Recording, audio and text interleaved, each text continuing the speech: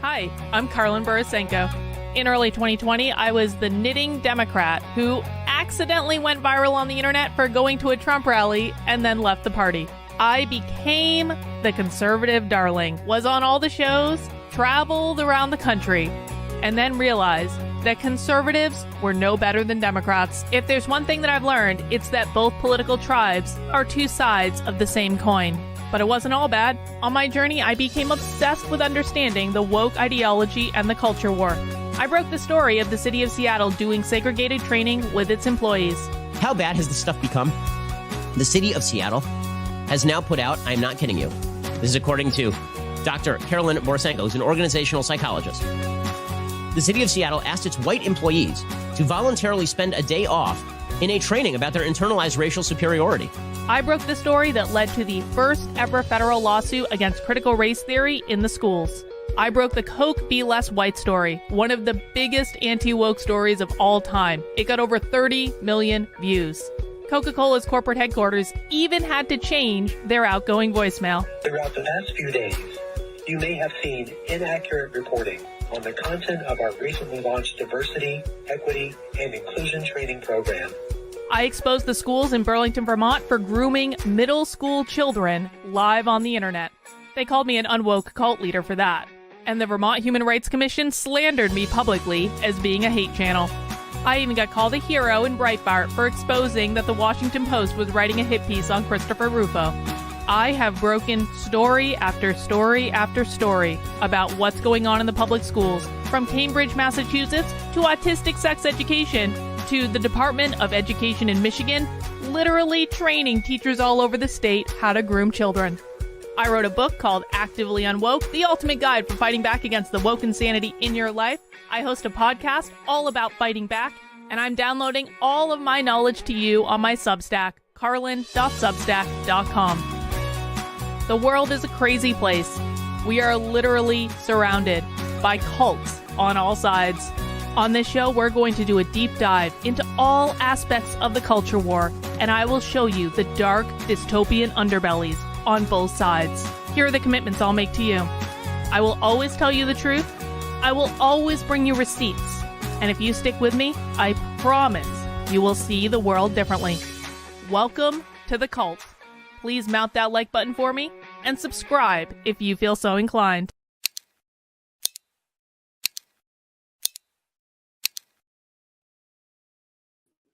Well, hello, everyone. We did it. We made it through another week. Happy Friday. And you know what Fridays bring. It is time for Happy Hour. Happy Hour is a stream we do on Fridays at 5 p.m. on my channel where we torture ourselves just slightly, but for the greater good, where we watch a woke training from start to finish. We watch the boring bits. We watch the cringy bits. We watch it in its full and complete form to understand the context of whatever they're saying. We pick it apart. We break down the ideology, especially for people who are new to it, who are still learning about all the things that are going on. We must always remember to welcome in people who are new to this. Even as long as you want to learn, you are welcome here. If you want to cause problems, you can go somewhere else. But there's a lot that you can learn from their trainings. And in the course of doing Happy Hour for about 2.5 years now, I've been doing Happy Hour. I truly believe that people who watch Happy Hour and then as an optional advanced class, Socialism Saturday on Saturdays, know more about what's going on the woke left than anyone else on the internet.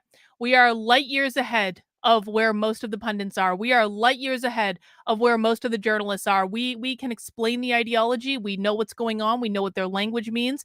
And we have a much better idea of what's coming down the road than pretty much anyone else on the internet. And I got to tell you, that was actually proven today.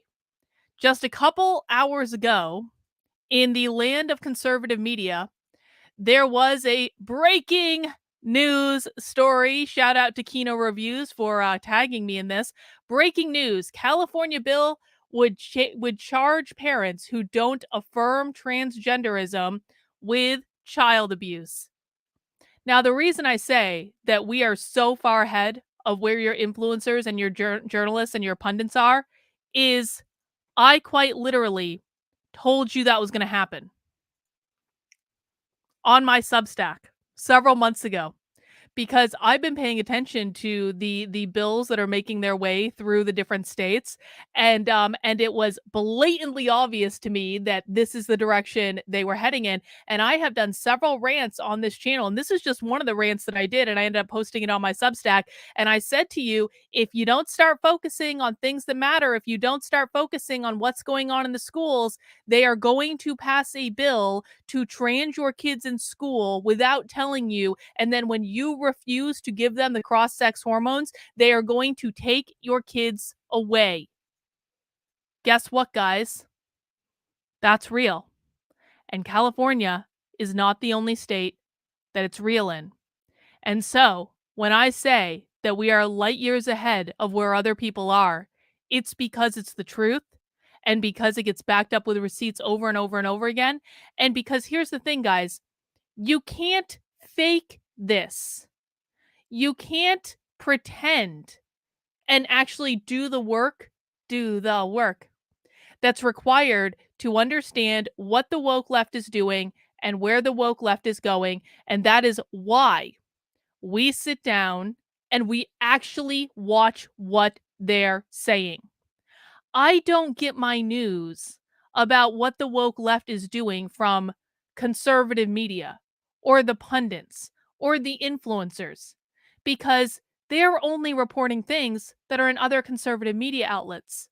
We instead go right to the horse's mouth. We go right to the trainings, and they're posting all these videos all over the internet all the time. And today, oh, California, we are going to be doing a deep dive into California specifically. We are going to be watching a training that the California Department of Education did 2 years ago, because oftentimes we do find that if we watch trainings from a couple years ago, we can actually see those things manifesting in the world today. Obviously, I also just don't know about all the trainings when they're done, and so we sometimes watch them later. But this is a training that the California Department of Education did 2 years ago for Pride Month to teach teachers all over the state of California how to integrate LGBTQ history into their school curriculum. So we'll be able to see how many things have come to pass today. And this was actually posted on Facebook. This wasn't even posted on YouTube. You can see Facebook video. We'll stop that for right now because I actually do want to pay attention to what they're saying. But that is what we are watching today for happy hour. But guys, a couple order of businesses before we get into that. Number one, if you want to be ahead of where the conservative Twitterati is by like months or in some case years, you want to make sure you head over to my Substack, Carlin, Karlyn, .substack.com, and sign up for a subscription. Now you can sign up for free, and many of the articles that I publish are available for free. However, I do also have premium articles that are available that break down the woke ideology, that will explain it in plain English in a way that no one else is doing on the internet, that are available behind a paywall. You can sign up to support the work I'm doing because I'm completely 100% funded by you. I cannot do this stuff without you. You can sign up for a subscription on the Substack for $5 a month, $50 a year. There are also other ways you can support my work, which you can find under this here article down here. 4 ways you can support my unwoke activism. I do want to encourage everyone to sign up on the Substack, though. I am making a big push to get as many paid subscribers as possible going through the Substack. You can join my locals community. You can join my Patreon. You can join my YouTube channel. But this is the platform that I am prioritizing because it just quite frankly is where I get the most views and is the most useful in terms of distributing content. Yes, I get, contrary to what popular belief might be with among YouTube lawyers, 10 times the views on Substack on a bad day than I get on my YouTube channel. So that's really where I focus my time and energy, but we still have a good time doing the YouTube, and the YouTube informs the Substack and all that good stuff. Jen says, Dr. K, you were pronouncing California wrong. It's pronounced and spelled California. Well, thank you for that correction, Jen. I really do appreciate it. So guys, please make sure you are subscribed to my Substack. I did post an article last night. This actually seems to be a really popular question that I've been asked lately. And I've actually been getting a lot of people who are grateful that I've put out an answer to it. Why the hell are there so many non-binary people? There is actually a reason for that. It is all part of the plan. and I lay that plan out and I break down the terminology and tell you exactly why there are all of a sudden so many non-binary people on this article that I posted on the Substack last night. We've also got an article that I posted the other day, the 3 types of leftists, where I break down the psychology of 3 different leftist archetypes, the most popular ones that you are going to find, and tell you exactly how you need to interact with them in order to be productive. So please make sure you are subscribed to the Substack. I would really appreciate that. And if you do decide to become a paid supporter, tomorrow we are doing Bitchcraft in my community. Bitchcraft is a monthly call where we bitch as we craft. It is exactly what it sounds like. Of course, I will be knitting, as knitting is the far most superior of all craft.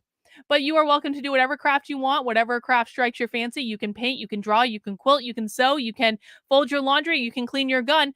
You can even crochet if you want to, though I can't guarantee that I won't make fun of you. And if you want to join us for that call, that is going to be at 3 p.m. tomorrow for Bitchcraft. And if you are in the Substack, what you need to do is look for this article right here, the Unwoke Roundup newsletter. This is a newsletter that not that one. Not that one. This one, the June 3rd, the May 28th through June 3rd one. The Unwoke Roundup newsletter is a newsletter that I send out on Sundays via the Substack, and it has all of your supporter perks in it. So if you want that Bitchcraft link for tomorrow and you are a paid subscriber on my Substack, head over to this version of the newsletter and then scroll all the way down to the bottom. And underneath this red box right here for paid supporters, you will be able to find the link to the Substack, also the 2 weekly Zoom calls that we do every week. Make sure you look in your inbox for that email on Sundays, and that will always have your your supporter perks information in it. And in addition to that, we are, of course, doing movie night on Sunday. And I did just notice Jennifer posted in my locals community, which is at kb.locals.com, which you can also join for free if you want to. This is where we do polling for movie night and stuff like that, because the locals was, of course, my original community. And Jennifer right now is doing a flash poll. We have a tie for the movie night vote between Predator and Total Recall. I'm not telling you guys which way to vote, but I'm really hoping for some Total Recall. I would like there to be some Total Recall. I'm just saying, I can't tell you what to do. But if you want to contribute to the flash poll, 24 hours, and we will decide which movie we are watching for movie night on Sunday at 8 p.m. in the supporter Discord. And, it will be what it is. Both movies are great, and we always have a great time. It is hard to pick. I'm just saying, if you wanted to vote for Total Recall, that would be pretty great. I'd be pretty pleased with that. So head over to the locals community if you would like to do that, and that would be awesome. All right. Now, I think that's pretty much my last order of business, except, of course, the beer. Let me show you. I have something very, very special for beer today. Trendalin, did I see Vivek's cameo on the PragerU video? No, I didn't. He was essentially promoting his book. I mean, that doesn't surprise me at all. But listen, I think Vivek is great. I really do. I think Vivek is the best. PragerU can suck a dick, and I don't like hypocrites. And I don't like people who claim to believe in individual liberty and then don't actually believe in individual liberty when it comes to like religion. So no, I will not watch anything that PragerU does, even if it has people I like in it, sadly. But I do appreciate the super chat, Trendlin. And I think Vivek's book, Unwoke Inc., it's a great book. We read it for book club. Right when the book came out, I think. But Vivek's book is a great book. So I don't mind more people knowing about that. But I ain't watching PragerU. No way. That was making that PragerU video in 2020, easily one of the biggest mistakes of my life. I so regret it on so many levels. It actually made, this is a true story, it made what I'm doing now and what I was trying to do back then so much harder, because everyone knew was like the PragerU video, and they judged me because of the PragerU video. And once that got taken down and PragerU made it blatantly obvious that they didn't actually care about religious freedom and individual liberties, my life actually got so much easier. So, we live and we learn. Oh yeah, I had one of the most popular PragerU videos of 2020. True story. But we're not going to go back now because it was a big fucking mistake, and I would never do the same thing again today. Anyway, can we focus on what matters, please, which is beer? I would like to focus on beer. Hang on, I've got something really special today, guys. Let's see. All right. So I have 4 beers today. One of them is in a bottle, so I only have 3 cans to show you, but I'll show you the bottle in a second. And basically, the tradition that we have on Happy Hour is I show you the 4 beers that I get from the craft beer store. Well, I'm not going to drink all of them on stream. Don't worry about it. But you guys get to vote on which one I start with first. And I definitely have a preference today, and I'm going to tell you what that preference is.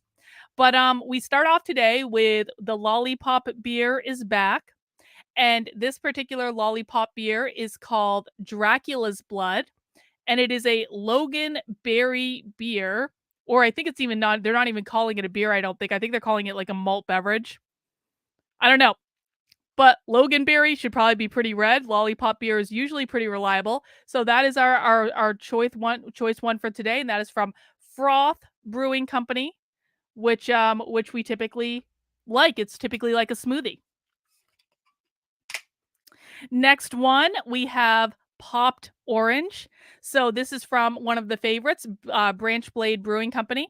And I believe that this one, it says on it, it's so hard to read the type on this one. It says, how do you make a nostalgic beer that can be enjoyed by everyone? You make it a soda. This iteration of our soda sour series, we added a fast food drive-through amount of orange soda syrup.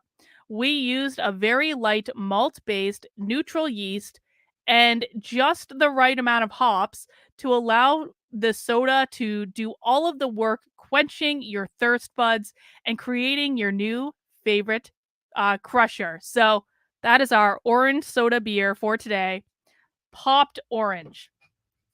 The next one, I mean, look how pretty that beer can is. That's a good beer can. If I've ever seen one, that's definitely going on the beer can wall. And this is going to be from Barreled Souls Brewing in Saco, Maine, 8.5%. So this is an imperial, and this is called Resistance is Futile. And this is an imperial goose. So gooses tend to be more on the light side. And it's an imperial goose with blueberries, strawberries, raspberries, blackberries, and currants. Resistance is futile. But listen, I can't tell you guys what to vote for. I can't. But there was a very special beer at the beer store today. If I had to pick a favorite brewery, it would be Southern Tier, because Southern Tier is out of New York and they do mostly small batch beers. And all of their beers are just so good. And they do a lot of like dessert style beers that I really like. And I happened to caught the corner of my eye at the beer store. Southern Tier Vanilla Scoop Imperial Ale featuring ice cream. And so I would really like to try this beer. It is 8.7%. I know how you guys like to get me drunk on stream. And it's made with ice cream. And it looks great. And I would like to try the beer. So, but you guys, in your infinite wisdom, you will let me know which one you want me to drink. Again, we've got our Dracula's Blood, and I bet all the beers are going to be good. Dracula's Blood. We've got Popped Orange. We've got Resistance is Futile. And then, of course, we have Vanilla Scoop, the ice cream beer. The poll is in the chat. You guys let me know which one you want me to drink. And I will abide by the results of the poll, whether I like it or not, I guess. It's not going to be like that IPA day. Gosh, let me put the beer back in the cooler. Hang on. Because I think I know which one you guys are going to pick anyway. All right, while you guys are picking that beer out, let me drop my phone on the floor and let me get this here presentation set up with the sound. Guys, please make sure you mount that like button for me. Again, we do happy hours on Fridays at 5 p.m. and you can come and join us and watch a woke training from start to finish. Today, we are watching a training from the California Department of Education from 2 years ago. So it's going to be back in 2021. And they are going to tell us all about teaching the LGBTQ history in California curriculum. So they, just in case anyone's confused about this being integrated into school curriculum, California is literally telling us, the Department of Education is telling us that it's integrated into school curriculum. Let me see where the beer poll is leveling out at.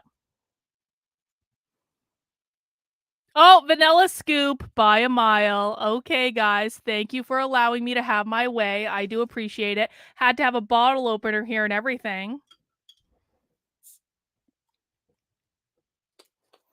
It definitely smells like vanilla.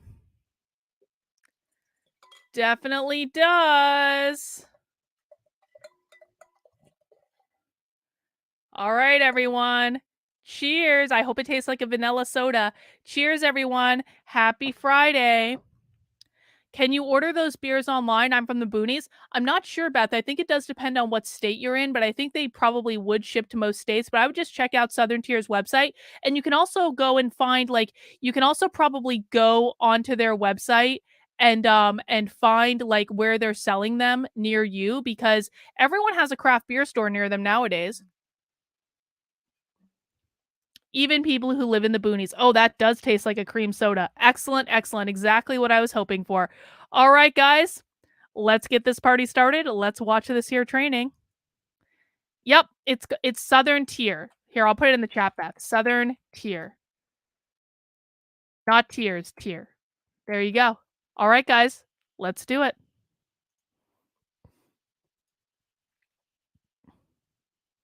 Why can't I hear this? Where's, oh, the pandemic is that we can broadcast all of this amazing content everywhere live.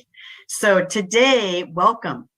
We are coming to you from Sacramento, California. This is the State Department of Education. And I want to start us off by saying this is the first of a 3-part webinar series for LGBTQ plus History Month. Oh, good. So today we will be hearing from teachers who teach all across the state of California. I'll let them introduce themselves, or let Rick and Eric do that. We have 2 guest hosts today, Rick Acolto from Our Family Coalition and Eric Adamian from One Foundation. But first, I would like to actually introduce our State Superintendent of Public Instruction, Tony Thurmond, and let him give his opening remarks, and we'll come back to me for a land acknowledgement. Thank you, Superintendent. Charlotte, thank you. Greetings, everyone. It's such an honor to be with all of you as we continue this series and this conversation and celebration of LGBTQ plus History Month. I'm so ecstatic about some of the great things that are teed up for us today, the conversations from students and from teachers and our friends at some of the great organizations that we've partnered with over the years. I'm thinking about something that you said, Charlotte, just how great it is to be in California. Oh, bingo. I'll get the bingo card. That has made the priority. How do we support LGBTQ plus students? It's hard for me to imagine how difficult it must be at any time to make sure that we provide support to our students. But during a pandemic, when we are literally disconnected, I just think about how much more difficult that makes the conversations about sexual identity and exploration and getting resources and being able to hear. Keep in mind that this was in October of 2021. So these people, this is from 2021, but this is from October of 2021, when these people were still pretending that the pandemic was like a real thing.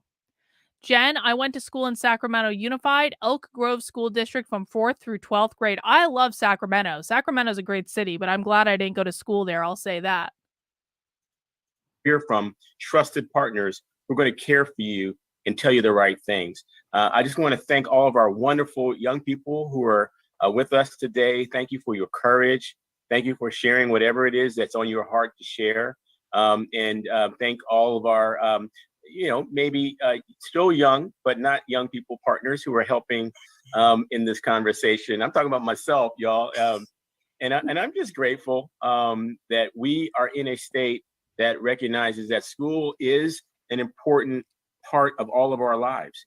and that it's a place for us to provide resources to support our LGBTQ plus students. I'm so grateful to colleagues who've worked on legislation to make that happen formally, like the mayor of San Diego, former Assembly Member Todd Gloria, and that we were able to sponsor that legislation to say that our schools are places of learning and support, and they should be safe places. I want to thank people like Rick Saber, who I've worked with for many years at Equality California, who always talk to me about safe schools, how we measure safety, how we talk about safety, and the benefits of providing support to students, to our LGBTQ plus students, the benefits that our students experience academically, socially, when they're not afraid, when they're not being mistreated, and they can be open and get support. All we're asking is that provide the kind of support we should be providing to every student. And so I'm grateful, and for the work of Our Family Coalition. I know that you've done a lot in Sacramento. Thank you, Eric. I'm looking forward to your co-facilitation and the learnings that I know that I will gain from you. I'm thinking about some people who served in the legislature who were first. I'm thinking about Sheila Kuehl, who was the first lesbian to serve in the California legislature. And then she was joined by folks, all these are folks I've had the chance to learn from, be mentored by, Jackie Gold. Hang on. Jack says, "Hey, unrelated to anything going on right now, I'd love to see an episode on the rise of sexist douchebag right-wing podcasts like FNF and whatever."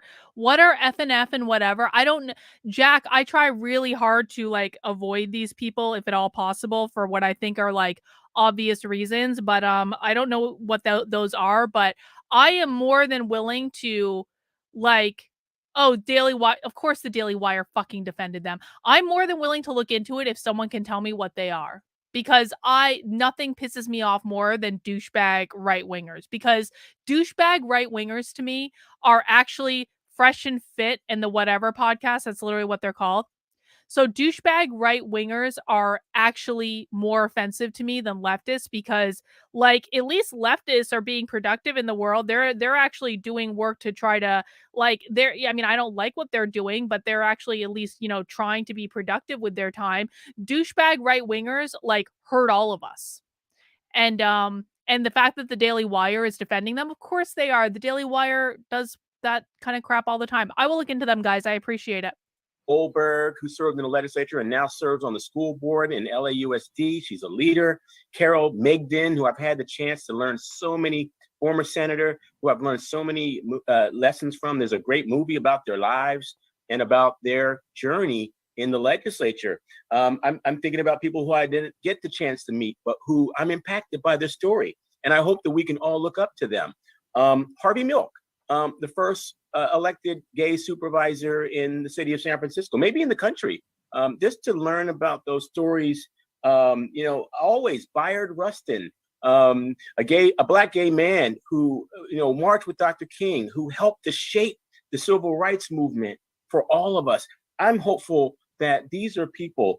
Emma Gonzalez, a student activist who was, at the Parkland shooting and who's been activating to keep us safe. I'm just hopeful. Angela Davis, who needs no introduction, incredible, powerful leadership. I just hope that Angela Davis is quite literally a communist. For anyone who didn't know, we've watched Angela Davis before many, many times. Isn't the manosphere right wing though? Like, can't we consider the manosphere right wing? I would consider them right wing. These are folks that are helpful for us to look up to and to learn from, because I think that our students, just like these people who I've named, are trailblazers and doing great things. And you all deserve to be recognized and celebrated, just like. Hang on, another super chat. Yes, Angela Davis is definitely an ex-Black Panther and a professed communist. Yeah, but great hair. You got to give Angela Davis credit for the hair. Shauna, thank you for the super chat. Fresh and Fit are big incel red pill community. That's what's funny is that these guys aren't trad cons. They literally say men can cheat, but women can't. They also, a lot of them seem very closeted. They're always closeted. See, here's the thing that's going through my mind though. Like when we're talking about people like this. Is this a fight I really want to pick? I mean, I'm not opposed to picking it. You guys know I'm not opposed to picking fights with anyone, but like I just don't know if I can deal with this bullshit. I don't know, like, God. I hate these people so much, and yet they make your life so miserable when you discuss who they are and what they believe. All right, here's the deal. If I pick this fight, I want to make sure you guys are like there to like have my back, okay? That's got to be the fucking deal. No, like I will say whatever needs to be said and you guys know that that's the truth, but you know, like don't leave me hanging is all I'm saying. Come on.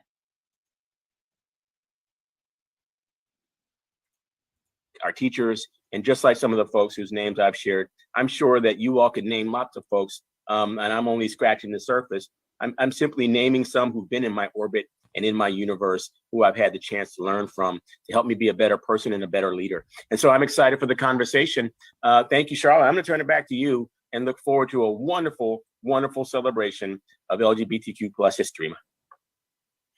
Thank you, Superintendent Thurmond. And I just have to say, thank you for really scratching the surface and starting us off on this conversation and mentioning all of those, and you know the term, because you love it too, angelic troublemakers. So thank you for being an angelic troublemaker. Thank you. You all don't even know on this panel maybe, but you are all angelic troublemakers. And for that, we thank you from the bottom of our hearts, because this is a team effort. It takes all of us to get this done. And in that same Brooklyn, I don't agree with you. Hang on. Brooklyn, I don't agree with you that I lower my street cred with this shit. I think me engaging and calling out the right-wing bullshit is why I don't end up on hate lists like the Southern Poverty Law Center. I think that that's why. You asked me why I didn't end up on that hate list. It's not that they don't know about me. It's that I actively call out bullshit like this and I'm respectful like of like the pronouns and stuff like that, and I'm constantly reiterating, don't do this shit, don't do this shit, don't do this shit, don't do this shit, don't do this shit.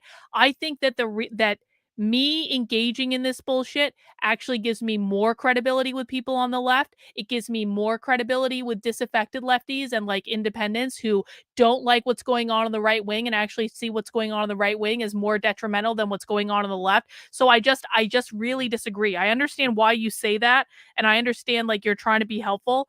But like I actually think it's a benefit, and it's like a feature and not a bug. same vein, I don't want to do a Native American land acknowledgement in a somber tone. I want to say, let's celebrate. Oh, good. We're about to get another half-hour land blessing. From Cheers. the land that we are on. Yes, atrocities have occurred, but we don't have to look at it as this. Hang on, we're about to have like another great like banner land blessing of a day. Shauna, thank you for the super chat. It could be a fun nitwits or you could paywall it. I mean, I'm not going to paywall it if I'm going to go at someone. I'm just going to go with them, but it could be definitely a fun nitwits. They actually are hated a lot by the right, so you can call them right wing in some sense, but a lot of the trads hate them. I doubt Daily Wire did their research. I mean, here's what I would be interested in doing. Can someone DM me the thing from the Daily Wire where they defended those assholes? Can someone actually DM me like the clip or the video so I can actually watch what the Daily Wire did? And what I would like to do is juxtapose what the Daily Wire did with like just random stuff that we watch from their channel. That would be great. That would actually be really helpful if someone could do that. I was referring to Fresh and Fit because so corny. Yeah, see, I don't know who these people are, Brooklyn, at all. So I will take your word for it on that one. But yeah. This is something that is past. So I want to do a land acknowledgement today from Ventura County down in the Chumash territory. And I want to do that because that's where I grew up. It's where I come to you from now that I live in Sacramento, but I started there. And I want to say, I'm taking apart my knitting because I decided to do something else. Look at who I know people liked what I was making, but I'm taking it apart before it was stolen from them. And what can you do to support those communities now, present day? And how can you be angelic troublemaker? I'm gonna remake this, but I'm gonna do it in different yarn because this wasn't turning out the size that I actually wanted it. It was turning out much smaller than I wanted something really oversized, and it just wasn't turning out that way because I used fingering yarn instead of DK. I should have known. Yeah, I'm frogging my shawl. I'm gonna do something else with it though. It's gonna be just as good. I just like I don't want to continue working on this because I know it's not going to come out and be the size that I want it to be because I want it to be like uber oversized. It's going to be great though. It's going to be great. Don't worry about it. Not only for The the yarn doesn't LGBTQ mind. plus community, but for the Native community. So from one angelic troublemaker to another, I am going to pass I this like that off to line. Rob Angelic Darrow, and troublemaker. he's going to introduce your co-facilitators for today. And Rob, please. Thanks, Charla. I'm Rob Darrow. My pronouns are he, him, and his. I'm based in Santa Cruz, California, work with the Safe Schools Project in Santa Cruz County, and also interface with my colleagues, Rick at the Our Family Coalition and Eric at the One Archives Foundation. Superintendent Thurman mentioned some key individuals in LGBTQ history, and many of you, if you haven't already, should read the History Social Science Framework, and you will find all those names he's mentioned as people that you can be teaching as part of LGBTQ plus History Month. Rick, Eric, and I and others have been working over the past 5 years to present different workshops, and in the process have met lots of awesome teachers who are in the process of teaching LGBTQ history and learning about it. Let me just say to all educators out there right now, wherever you are on your journey, you're at the right place. Just make sure that as a result of this webinar, you go and do something with this information. The information the teachers are going to share with you today, the lessons, the ideas, take those and do something with them at least sometime in October for LGBTQ plus History Month. If you happen to be a Twitter user, Instagram, or Facebook, please use it to hashtag LGBTQ History Month so we can all follow along. And at this point, it's my pleasure to introduce you to our teacher panel. So at this point, I'd like to invite Chris, Julie, Casey, and Olivia. So we're going to hear directly from the teachers today, which I think is always a good thing for you guys to hear from the people who are teaching your kids California. Rottweiler, as far as I can tell, the manosphere is more like the MRA movement co-opted by right-wing grifters. Could be wrong. MRAs also have a beef with cons. I mean, there's so much infighting. I can't even keep track. I think just everyone's ridiculous. No one's looking at things that actually matter. Did you guys see? The conservative right is melting down over the fact that Cracker Barrel had a fucking rainbow rocking chair. You can't help some people. I swear to God. Thank you for the super chat, Rottweiler. Olivia to introduce themselves. All right. Hello, everyone. My name is Christopher Bautista, he, him pronouns. This is my 8th year teaching. Sounds like a long time. So it's been an eventful profession so far. I currently teach in Oakland, California. I teach 10th and 12th grade English and social studies with an emphasis on social justice, so law and policy and social justice. Oh, good. I'm also the advisor of our school's Queer Student Alliance. So it's really cool. Queer Student Alliance. Coming back and seeing all these. So it's important that we hear the term Queer Student Alliance because there are a lot of clubs in school that are doing the sexuality thing with your students, and I have not actually heard any of them be called the Queer Student Alliance yet. This is the first time, and this was 2 years ago. So typically we can now add Queer Student Alliance to the list, but typically what you want to look for in your school is the GSA, the Gender and Sexuality Alliance. They used to be called the Gay Straight Alliance. They changed the name of the Gay Straight Alliance back in 2016, coincidentally right after gay marriage got legalized, to be Gender and Sexuality Alliance because they needed a new fight to fight. So that's the main one that you're going to want to look for. You also want to look for the Rainbow Clubs. Rainbow Clubs are another name for these sort of things. And now this person has just told us that you want to look for Queer Student Alliance. Yes, and a lot of the GSAs are funded by GLSEN, not all of them. There is actually a proper GSA network, but GLSEN does directly fund a lot of GSAs. And of course, Target and many other organizations fund GLSEN. And what GSAs do is they teach your kids how to be little leftist activists in school. Fun time. Jen says the body count thing is gross. They sound like serial killers, like women they've slept with body count, that sort of thing. The rating self thing is gross. The high valued man or woman thing is gross. I mean, it all sounds pretty gross to me if I'm honest, but I'm just an old married lady. What do I know?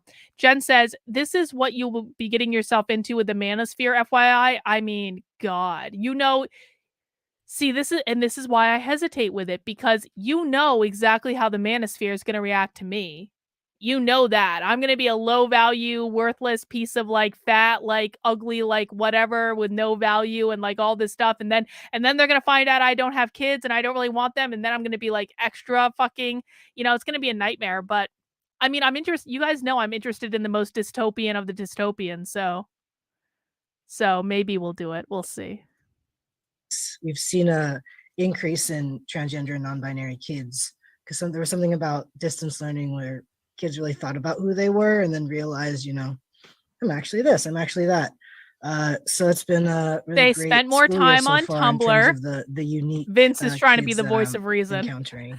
So yeah, it's been pretty fun so far. And I'm looking forward. Vince, I feel like when I see your profile picture, it's like you going, "Don't do it, Carlin. Don't do it. Nope, don't do it." Like, or it might be like, no, stop. No, okay. I can't control the technology on their end. As we know, leftists suck at technology. We just got to manage, guys. We can still hear them. We're talking about some LGBTQ history. Go ahead, Julie. Thank you, Chris. My name is Julie Salido, and my pronouns are she, her, hers. I'm a teacher I teach in the Santa Cruz Mountains. I live in Aptos. The school I'm at is San Lorenzo Valley High School. I've been teaching since 91, 92, so you're going to have to do the math. But I've been teaching for a while, and I love this job. I love how Rob talked about how we're all on a journey in terms of teaching LGBT history. I feel like I'm teaching so many new things I haven't taught before, but there's so much more out there that I would like to incorporate. So I'm really excited to learn from my colleagues here today. Currently, I teach 11th grade US history and AP US history. But over the years, I've taught geography, world history, government, psychology, and even some English. Chris. Oh, good. I'm so thrilled. And then what was really exciting in the mid-90s, I was able to put together a women's studies course where we did women's history and obviously some LGBT history as well.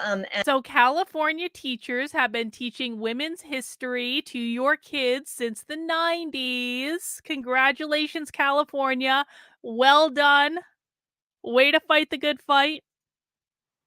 And current events. So that was a really wonderful experience for me.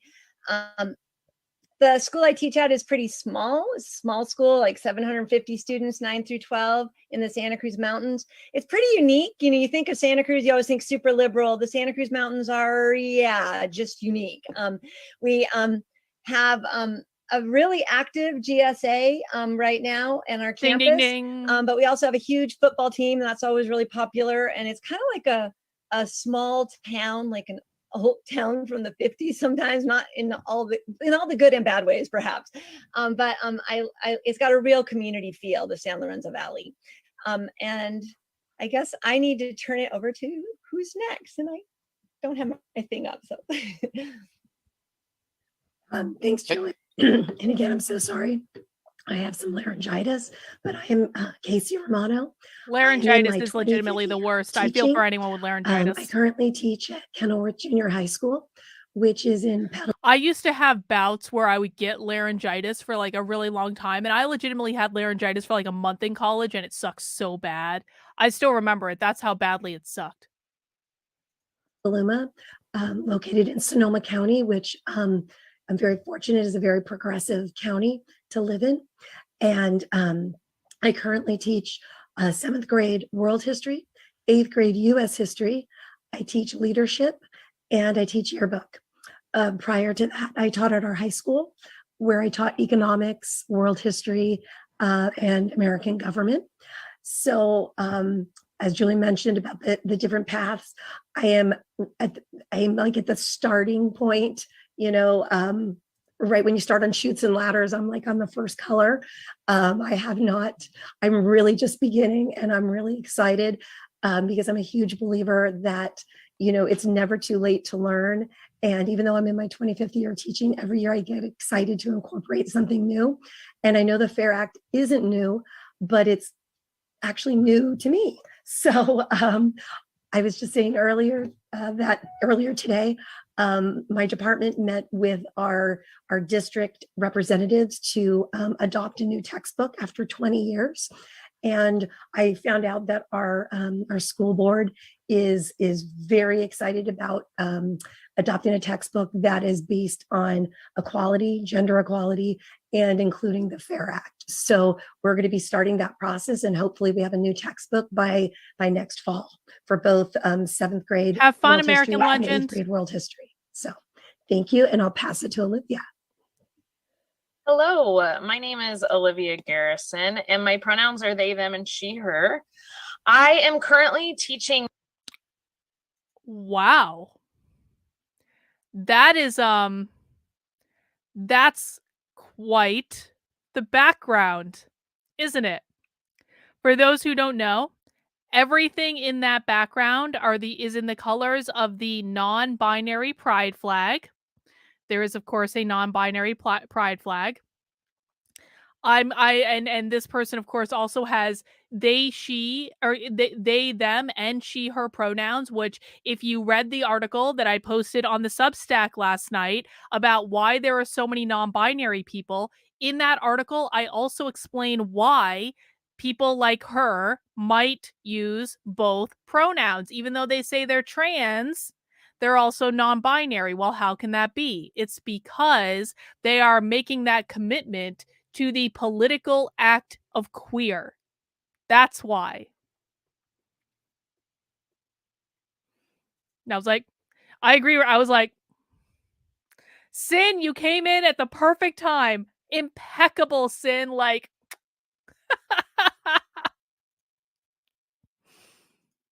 10th grade world history and AVID in the Kern High School District. And I live and I work in Bakersfield, California. And that's a place that a lot of people assume would be maybe really hostile to LGBTQ plus people. And I think that it's an interesting place more than anything, because there are a lot of LGBTQ people here. And kind of similar to what Chris said, that these kids and so many millennials have really found themselves, and their voices are loud, and I love that. And so there's a real culture of activism in Kern County that a lot of people might not be aware of. So why I'm are we proud to be talking part of about that in regards to educating I'm also kids? The Pride Club advisor. We don't call it GSA at my school. We call it the Pride Club. Oh, so now we have another name for another club. We have the Queer Student Alliance. We also have the Pride Club. And why are teachers coming in on webinars about teaching and talking about their activism as the very first thing that they talk about? It's almost like teachers are nothing more than activists. Pride Club. And I'm part of kind of an advisory committee for GSAs. I kind of think we call ourselves that. I don't know. We kind of get together and we strategize as part of the district. I also serve on my district's social studies leadership team.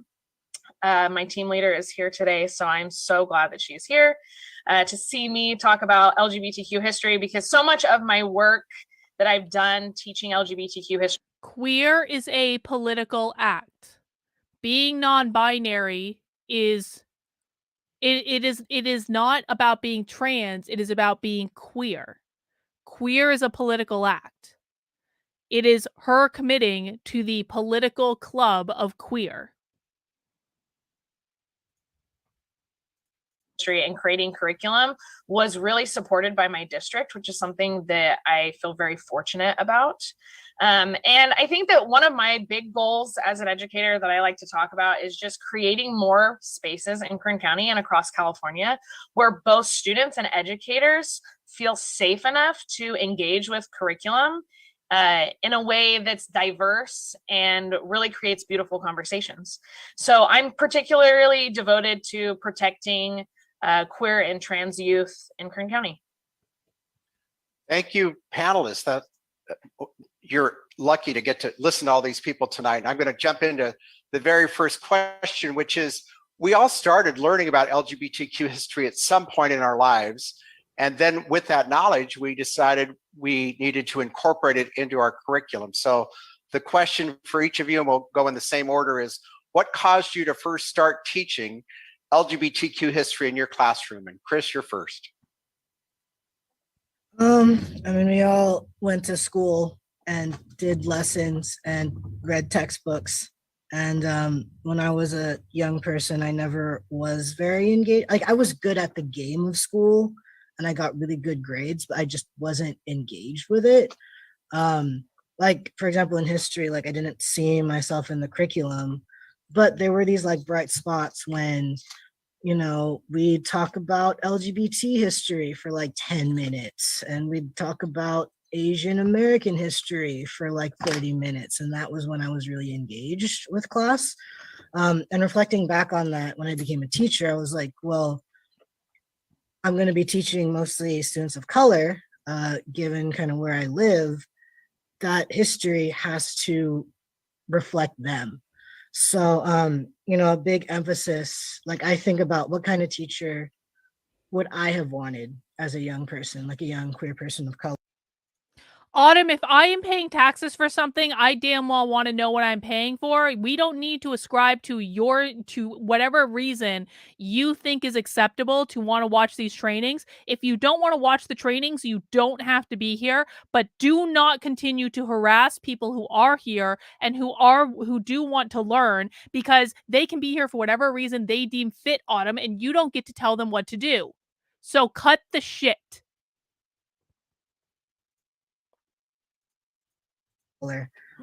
So I really center, you know, those counter narratives in the curriculum. Like, okay, let's look at the, you know, the civil rights movement from the 1960s or whatever. We all know about that. But what about, you know, the important queer figures in that movement that are often overshadowed? Like, what about that part?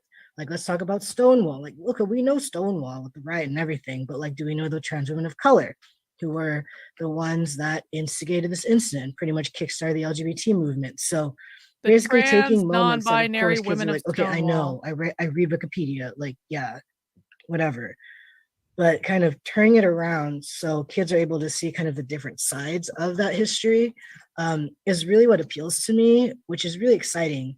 But what's interesting is that they're not necessarily, like, we have 20-year-old textbooks, you know, and those textbooks do not reflect that history. So a lot of the things that we have to do as educators is like find resources on our own, develop our own resources like this, like, you know, this coalition is really cool because it's just like, oh, I can find something and that's great. But like, that hasn't necessarily been the case for a long time. So, you know, I teach what I think is my history and our history, the history of the kids who are sitting in front of me. But I will say it takes like a lot of work to make it that way. But it's cool. It's fun. I'm having a good time. Julie, you want to add on to that? Yeah, sure. Absolutely. So it's kind of hard to pinpoint exactly when I started teaching LGBTQ history. I mean, I taught Stonewall, but I didn't teach it well for a long time. And I was asked by students to be a teacher advisor back in the 90s for the GSA when I was teaching women's studies. And I was already teaching some LGBTQ history, but not a lot as part of that elective. But being involved in working with the GSA, it really heightened my concerns that I was already conscious of about victimization based on sexual orientation and the challenge that students face. You know, we had a GSA, but it wasn't really an activist one. It was a safe place in the 90s. I mean, it wasn't, a lot of these kids weren't out to their parents. It was a difficult, you know. In the 90s, gender and sexuality, or excuse me, gay straight alliances, as they were called in the 90s, were actually productive. I remember gay straight alliances when they were first formed, and they were needed because back then, like, gay people legitimately did not have the same rights as straight people. There was a lot of, there was a lot of legitimate homophobia in the 90s. Sadly, we're seeing a lot of that legitimate homophobia rear its ugly head today. So these things were actually necessary in the 90s. What she does not understand, because she's a useful idiot, is that the purpose of the gay straight alliance changed. It was no longer about just providing students with like a safe space, for lack of a better term. It became about teaching students how to be activists. And that's the problem. The problem is not supporting students. The problem is not taking care of students. The problem is not making sure that everyone is treated the same. The problem is that these people are advancing policies and clubs and systems and curriculum that train these students how to be leftist activists from the time they're in elementary school, and they're doing it with your tax dollars. Wasn't as open as things are today, I guess you could say. So I just felt like I got to hear what these students were facing with, you know, how they were interacting with their families, how they were being treated at school or interacting with their She's peers the useful and the idiot. broader community. So it just really hit it home to me that in my social studies class, because I teach social studies classes, that we need to address these issues in class. So I think I did more current events initially, and address civil rights of the LGBT community as it came up in class, in the community, in the nation. But I can pinpoint specifically when I started teaching more than Stonewall. I was teaching a regular US history class in, I think it was like, I want to say 2008, 2009, just a little bit before the FAIR Act. I know it was before FAIR Act. I give a 1920s project every year where they have the choice to do something kind of creative, like maybe teach the class how to do the Charleston or learn more about automobiles and create something, some kind of, anyway. But anyway, I always leave the last option. I think it's J. There's all these options, is your choice. And I had a student came up to me, and her name was Kayla Stats. I remember her. She was just super exuberant and super positive. And she said to me, Miss Lito, would it be possible if I did my project on speakeasies and the flowering of LGBT culture in the 1920s? And I looked at her and I said, great, sounds fascinating. And she put together, I think back then it was a PowerPoint, it might even been a poster. And she gave an incredible presentation. I learned so much from her. And I'm like, why am I not teaching this? This is fascinating. And as Christopher pointed out, there's students in my classroom who really identified with it, and they felt that they were being, you know, represented in this class now. I was, you know, disappointed in myself for not doing it more before, but it made me realize, you know, I need to go back and teach this throughout the course. But it hasn't always been easy, as Chris said, finding resources, especially before the FAIR Act. But since the FAIR Act, I think there's been a lot more options and a lot more, and I'll talk a little more about that later, some of the things I learned from being in the cadre in Santa Cruz that Rob was leading, Rob Darrow, and I got a lot more lessons and access to information through that group. But I'll stop now and off to Casey. We know that you're at the beginning stages of all of this. What caused you to begin to move in this direction? I know you were part of our institute last summer. Yeah. What advice do you have for other people who are at the beginning stages? Well, a couple things. My principal came to me a couple years ago, because I'm also department chair, and he said, there's this thing called the FAIR Act. What are you doing about it? I said, I don't know what you're talking about. And then that was just kind of it. And then he came up to me about a year later and said, you know, the district keeps asking me about the FAIR Act. What are you doing? I said, I don't know what that is. And so I started to Google, you know, FAIR Act, and I started to do my own research, because I thought, my gosh, he keeps coming to me and asking me about it. And useful idiot. So I did all this research, and I went back to him, and he goes, okay. But there was nothing else. And so then Sonoma County Office of Education put out your conference this summer that I attended, and I saw it come through my email. I'm like, oh my God, I have to attend this. I have to begin to learn, because clearly it's important. And I did the research, and I thought, well, nobody's teaching me how to bring this into my curriculum. My district's not teaching me. There's nobody asking me about this except for my principal going, what are you going to do about this? And so that's when Olivia talked earlier about how she's putting together curriculum and it sounds so accessible. And I thought, oh my gosh, I want Olivia to talk to my district, because I feel like we're kind of like, a little bit floundering. So that's what started my journey, was my principal basically going, what is it? What's going on? And I have to say, attending your conference, I've been teaching for 25 years. It was the best conference I have ever been to, the most interesting. It kept me I paid attention. It's, I lose attention sometimes, and I paid attention the entire time because all of the speakers were incredible. The students, I remember Olivia was there, Christopher, Eric, everybody, Rick, all of you guys were so interesting.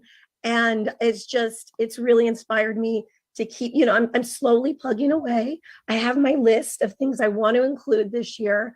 And so that's kind of where I'm at. I guess the bottom line is that your conference taught me what the FAIR Act was. And that was just huge, and it was enlightening. And it was the best conference I've ever been to. So now I'm on my journey. Great. On to you, Olivia.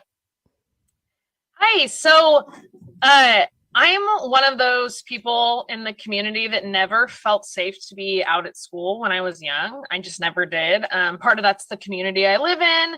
And part of that was just, family structure and all that. I eventually became a teacher, and I didn't learn anything about the FAIR Act in my teacher prep program at all. Which kind of communicated me that, why don't you just go ahead and stay in that closet as you become a teacher? Because, hey, if I'm not even in my teacher prep program, then, I'm not safe. That's what it communicated to me, is that I wasn't safe yet. I wasn't tenured and I wasn't safe. And my district put out applications to be on a social studies curriculum development team. And that's something that in my teacher prep program, I worked a lot on, which was developing curriculum, because I love to do it. And that program that kind of leadership team that my district created, they sent us to go study with the California History Social Science project with Nancy McTighe and Beth Slutsky, who I think is here.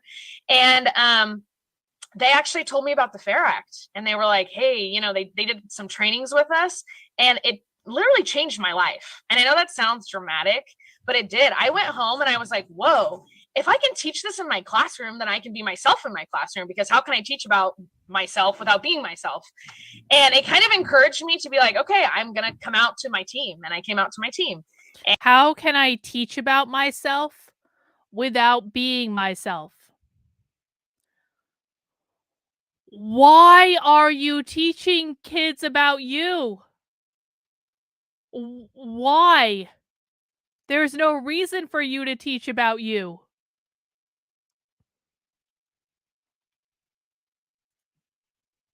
And I started realizing that, hey, who better to write this stuff than the person who's been obsessing about LGBTQ history quietly for the last, 5 years.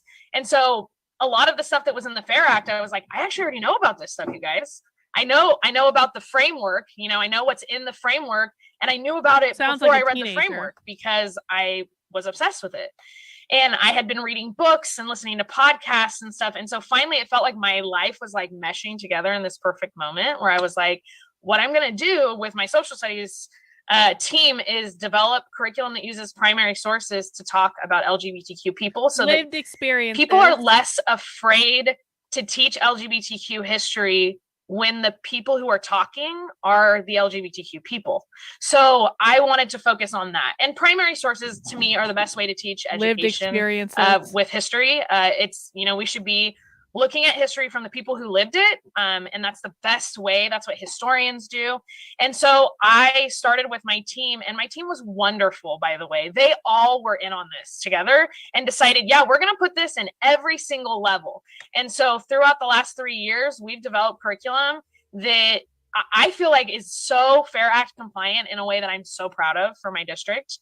My team leader, Janice Sweet, is also here, and she pushed with the district and with parents and with other educators to remind them that this is the law, and it's not just the law, it's the law because it's right.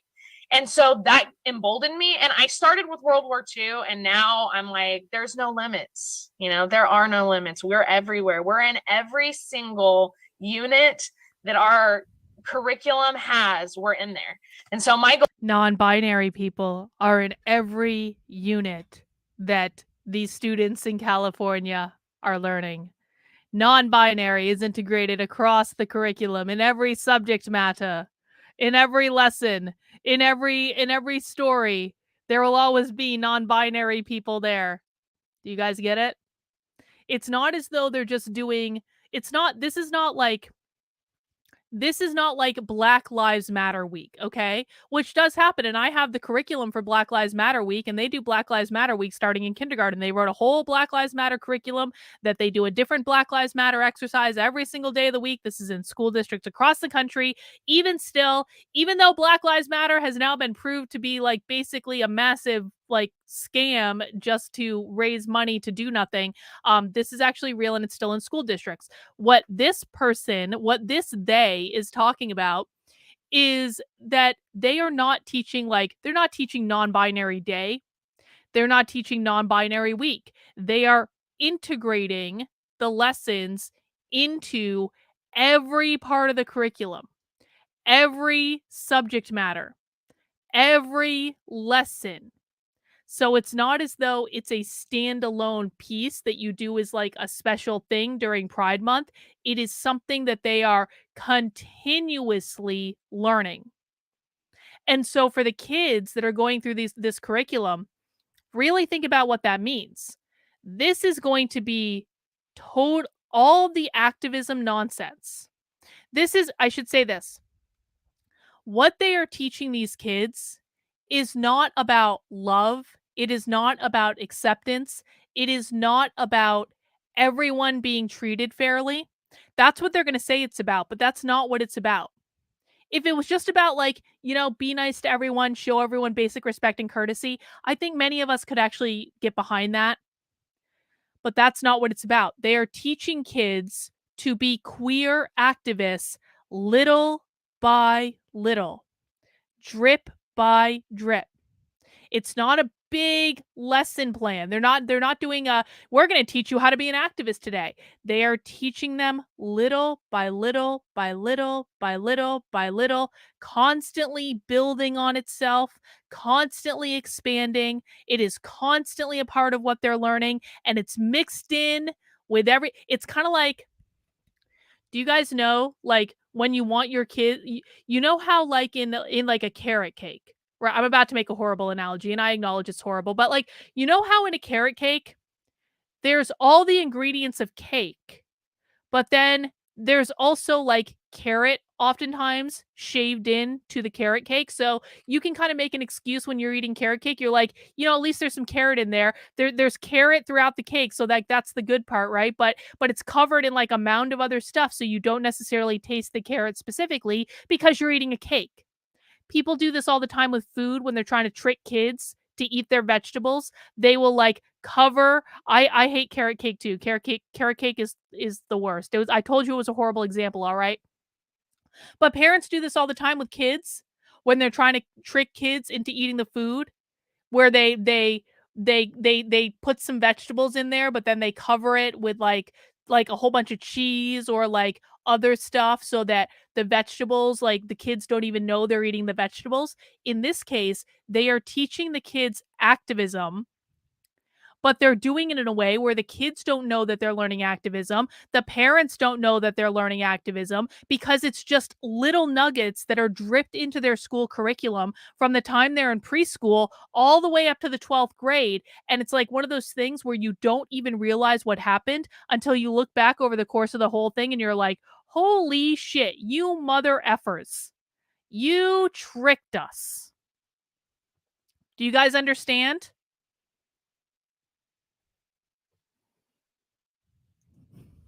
Goal is to find us.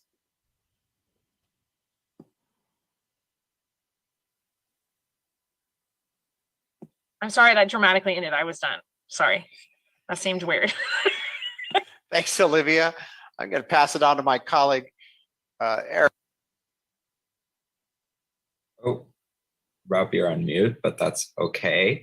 Hi, everybody. I'm Eric Adamian. I use he, him pronouns, and I'm the Director of Education at One Archives Foundation.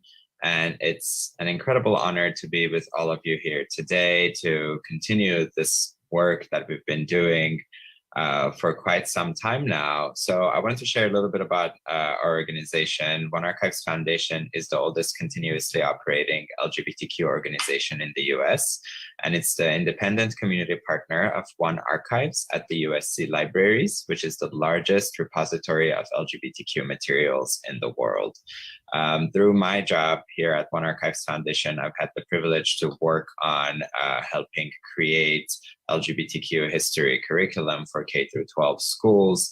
And I've gotten to work with incredible folks such as all educators here, and especially Rick Oculto from our Family Coalition and Dr. Rob Darrow. And one thing that I run into when I'm looking at resources at the archives is that I think everything can be turned into a lesson plan and can be taught. And while that's an incredible, it's a great problem to have, I can only imagine that there's also that sort of kind of a conflict in a way of which lesson do I want to teach and which lesson stands out to me the most, which topic do I want to talk about in the class. And with that, I wanted to open up the question to our panelists. What is your favorite LGBTQ history lesson and why? And have you had any reactions from your students? And if you mind sharing those. So we're going to start with Olivia. My students just love everything I did.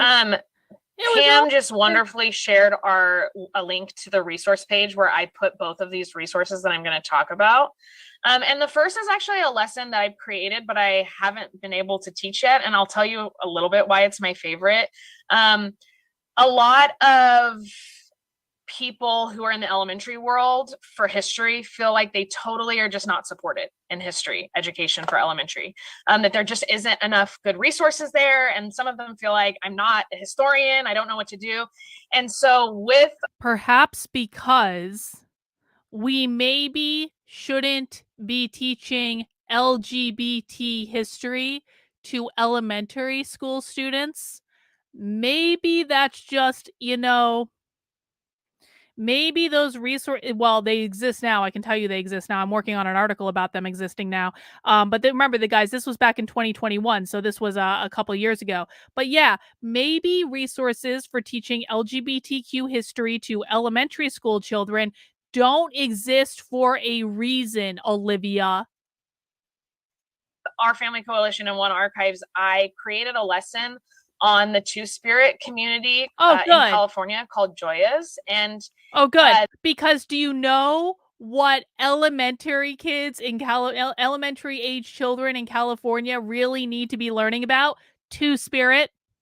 Critical to their development. They definitely shouldn't be learning to read or to write or to spell or to do math or like memorizing the times tables. They need a lesson about Two-Spirit in elementary school, which for people who don't know, Two-Spirit is basically trans, but it's a specific type of trans for like indigenous people. Like you can't be Two-Spirit if you're not indigenous, except sometimes they even take liberties with that. And they say if you're like Elizabeth Warren style of indigenous, where like you're like 1/1000th of a percent of indigenous, you can be Two-Spirit. So they break their own rules sometimes. But yeah. This lesson is for kind of the higher grades or the mid grades in elementary. I think I put on there like 3rd to 5th, depending on when you teach this. But I know for sure 4th grade is California education's history. So that's a great place to put it. Great. And it looks at Two-Spirit people and its relationship to gender and colonialism. And you read primary sources. You're teaching 4th graders about Two-Spirit people and its relationship to gender and colonialism? 4th graders. 4th graders. 4th graders are 9 years old. Do you know what I was doing in the 4th grade? I was like really enjoying the Mrs. Pigglewiggle books in the 4th grade. Does anyone remember Mrs. Pigglewiggle? Miss Pigglewiggle was the best. The best Mrs. Pigglewiggle book was the Mrs. Pigglewiggle book where they went on the treasure hunt in her house. That was my favorite Mrs. Pigglewiggle. Anyway, they're 9 years old. They can't even do multiplication. I mean, they can do it, but like at a basic level. And you're teaching them about how Two-Spirit interacts with the role of gender and colonialism at 9 years old? Are you kidding me? They're not making it up, Beth. This is real. This is real. This is a real training by the California Department of Education. Most people in 4th grade can't read. I was very advanced for 4th grade. I was reading like much higher level book. I mean, okay, Mrs. Pigglewiggle not much higher level, but that's still a great book and everyone should read it. It was a great fucking book. Okay. Where Europeans are describing these Two-Spirit, these gender non-conforming people. And it talks about how colonialism attempted to remove that from these communities because it was seen as against Christian and Western ideology of gender and sexuality. So she's also teaching 4th graders, 9-year-olds, about heteronormativity and why heteronormativity is bad. And the reason it's bad is because of Christianity. 4th grade, California Department of Education. And it goes about it in a way that really asks students, what is gender and what does that mean? And I'm really excited about that 9 one. years old. And so if you teach elementary, please. How do you think if you were 9 years old and you were asked, how do you feel about gender and what does it mean? How would you answer that, do you think? Because that's literally what you did. Like fucking asking fucking 9-year-olds, what is gender and how do you feel about it?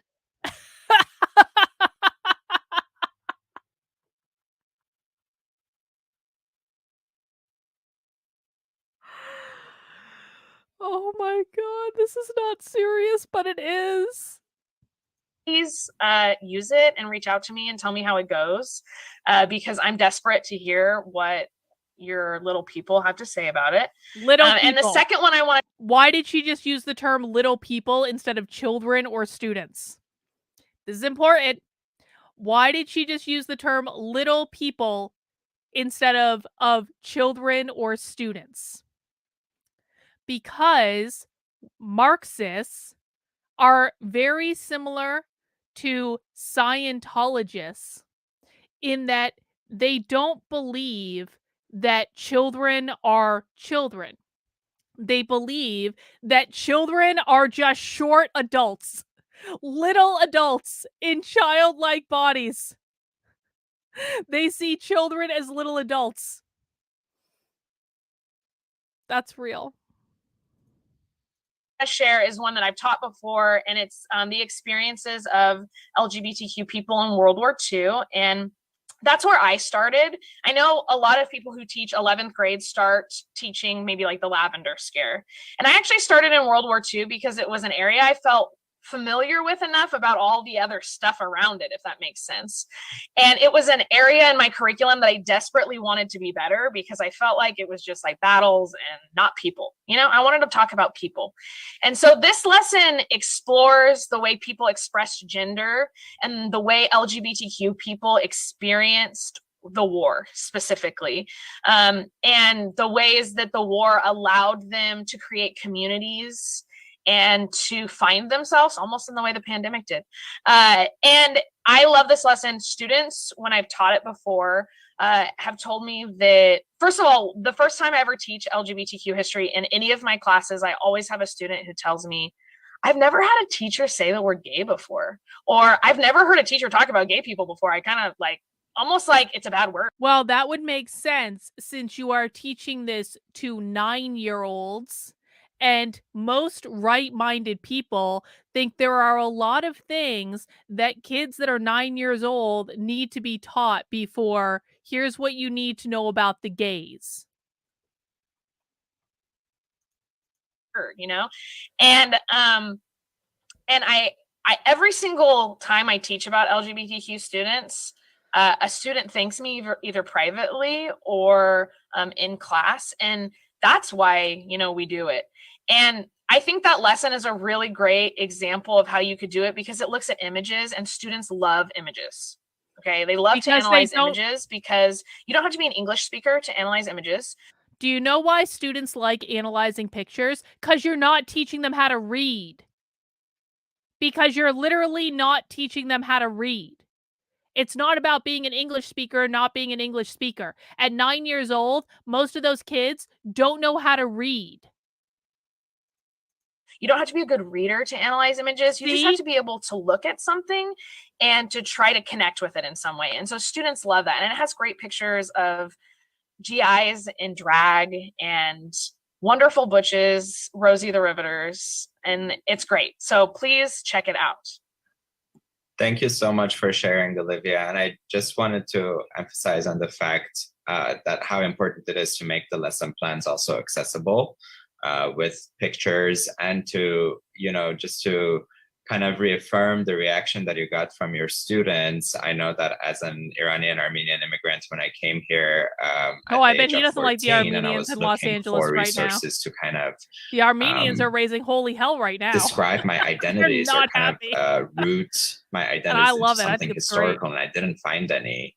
And it eventually, the idea set in that is everyone keeping up with the Armenian protests in Los Angeles and in Glendale? Because the Armenian parents are not taking any shit. The Armenian parents are getting into like legitimate fights with Antifa.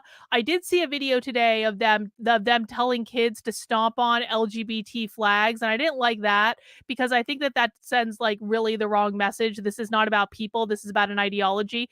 But I mean, I gotta hand it to the Armenian parents in Los Angeles. Like, good for you guys. Way to go. Don't take any shit from those people. Just you know, keep on keeping on. I think it's fucking great. Oh, are there protests in Ottawa today too? Excellent. See, guys, this conservatives is why we don't hate Muslim people. I know not all of you hate Muslim people, but the Muslim people are like, they've fucking had enough. They don't do this shit in Muslim countries. You can't even wear a rainbow t-shirt in Muslim countries. They're like, you're not teaching my kids this. I love it. Saying the word gay or LGBTQ, it's almost like a dirty word, like you can't use it. You're not going to find it in an academic setting. So Olivia and all of the other educators here who are teaching LGBTQ history, a big thank you from a 14-year-old Eric. And we're going to move on to Casey.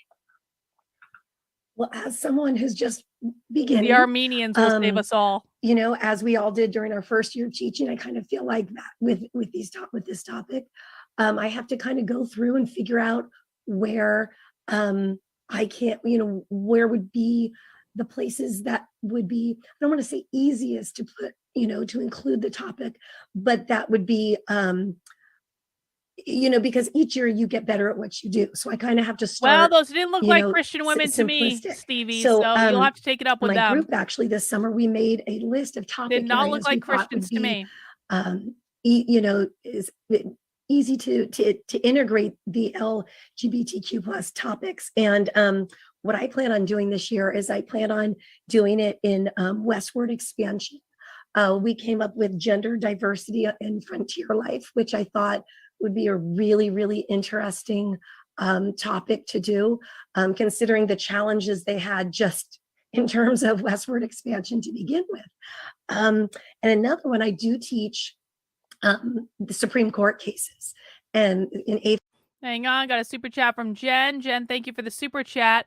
There is clearly subterfuge. What a great word, Jen. Especially that one teacher with the 4th grade. Oh man, I want to look up that one. Can someone find that one teacher's social media?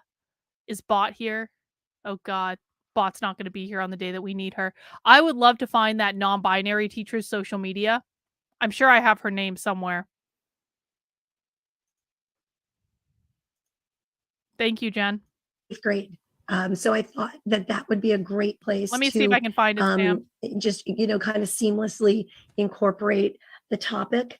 And the other one that I really like, because I'm going to be coming upon it soon, is who wasn't represented at the Constitutional Convention. So we all know, women weren't there and African Americans weren't there, but who else wasn't there? So I thought that would be the queers. I wonder if they're going to make the argument that a founding father is queer, just like they made the argument that Abraham Lincoln was queer the other day. A really just kind of eye-opening, simple way to say, look, look who was there and look at all the people who weren't there. So that's my plan, is those 3 topics for this year. So I'm very excited to do it. Thank you, Casey, for sharing that. And also to, again, reiterate what you were saying in terms of like an easy entry into larger historical topics. All the resources that we create with our family coalition, with One Archives Foundation, have that specific goal in mind for easy integration of LGBTQ topics within larger units on history of the United States. So I look forward to hearing how it goes with your students. And with that, we're going to move on to Julie.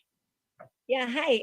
So I just want to say the Two-Spirit lesson, Olivia, sounds amazing. And I have a 6th grader as my son, and I am so, I would love for him to have a lesson like that. It would be fabulous. But I was luckily asked to be a part of an LGBT cadre in Santa Cruz County a few years ago by Rob Darrow here.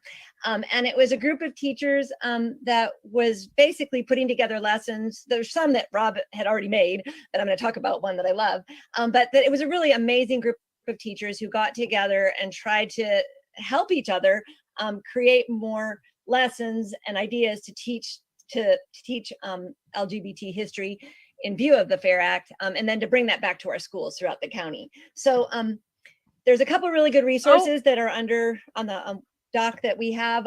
Rottweiler, thank you for the super chat. I really appreciate it. At this point, Marxists hate Muslims even more than the Bush era neocons. Well, to be really clear, Marxists hate anyone that's not Marxist. So it's not like Muslims don't have like a special place in their black-filled hearts or anything. They hate anyone that's not a Marxist. The Marxists, thought Muslims would be co-opted as easily. Look how fast they went from defending them to attacking them as initially. I mean, yeah, because they don't really care about any of the things they claim to care about. And so it's no surprise to me that the actual Marxists are now attacking the people that, not too long ago they were saying were poor and oppressed and victims of the world and at the very top of the progressive stack, because now those people are telling them no. And this is what I keep trying to tell people, like, don't buy into the identity politics bullshit.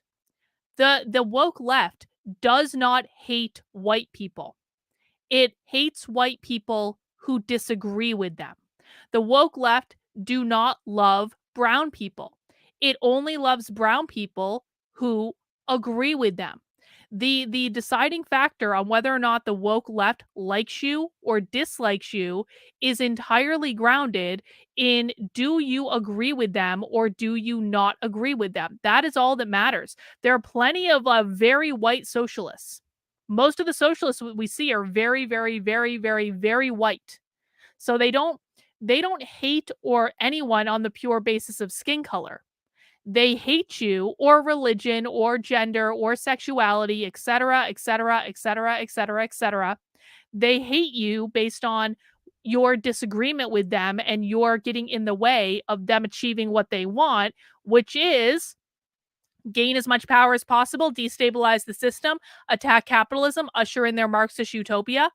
That's what they care about, and they care about nothing else. I appreciate the super chat.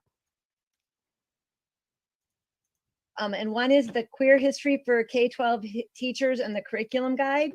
And the lesson I want to talk about is one I do on the 20s. I told you my student really inspired me to do a better job of teaching the 20s. So when this lesson was in this curriculum guide, I'm like, all right, we need to give Stevie a talking to. Wrong.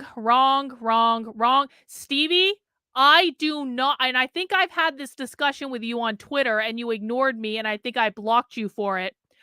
I do not allow that language on this channel.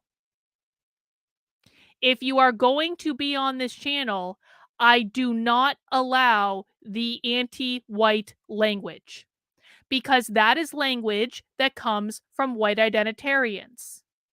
I do not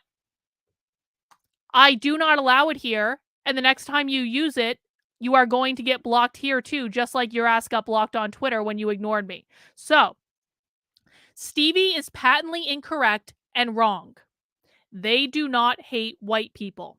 Anyone who believes that the woke left hate white people are hanging around with white identitarians. All right, well, if I have you confused, it's the bumblebee. There was someone on Twitter that was using the bumblebee. If I got you confused, I apologize. I can admit when I'm wrong, but I'm deadly serious. We don't use that term here because that term attracts really, really, really, really, really toxic people. So it is not true at all that the woke left hates white people. They love white people who agree with it. They hate white people who disagree with it.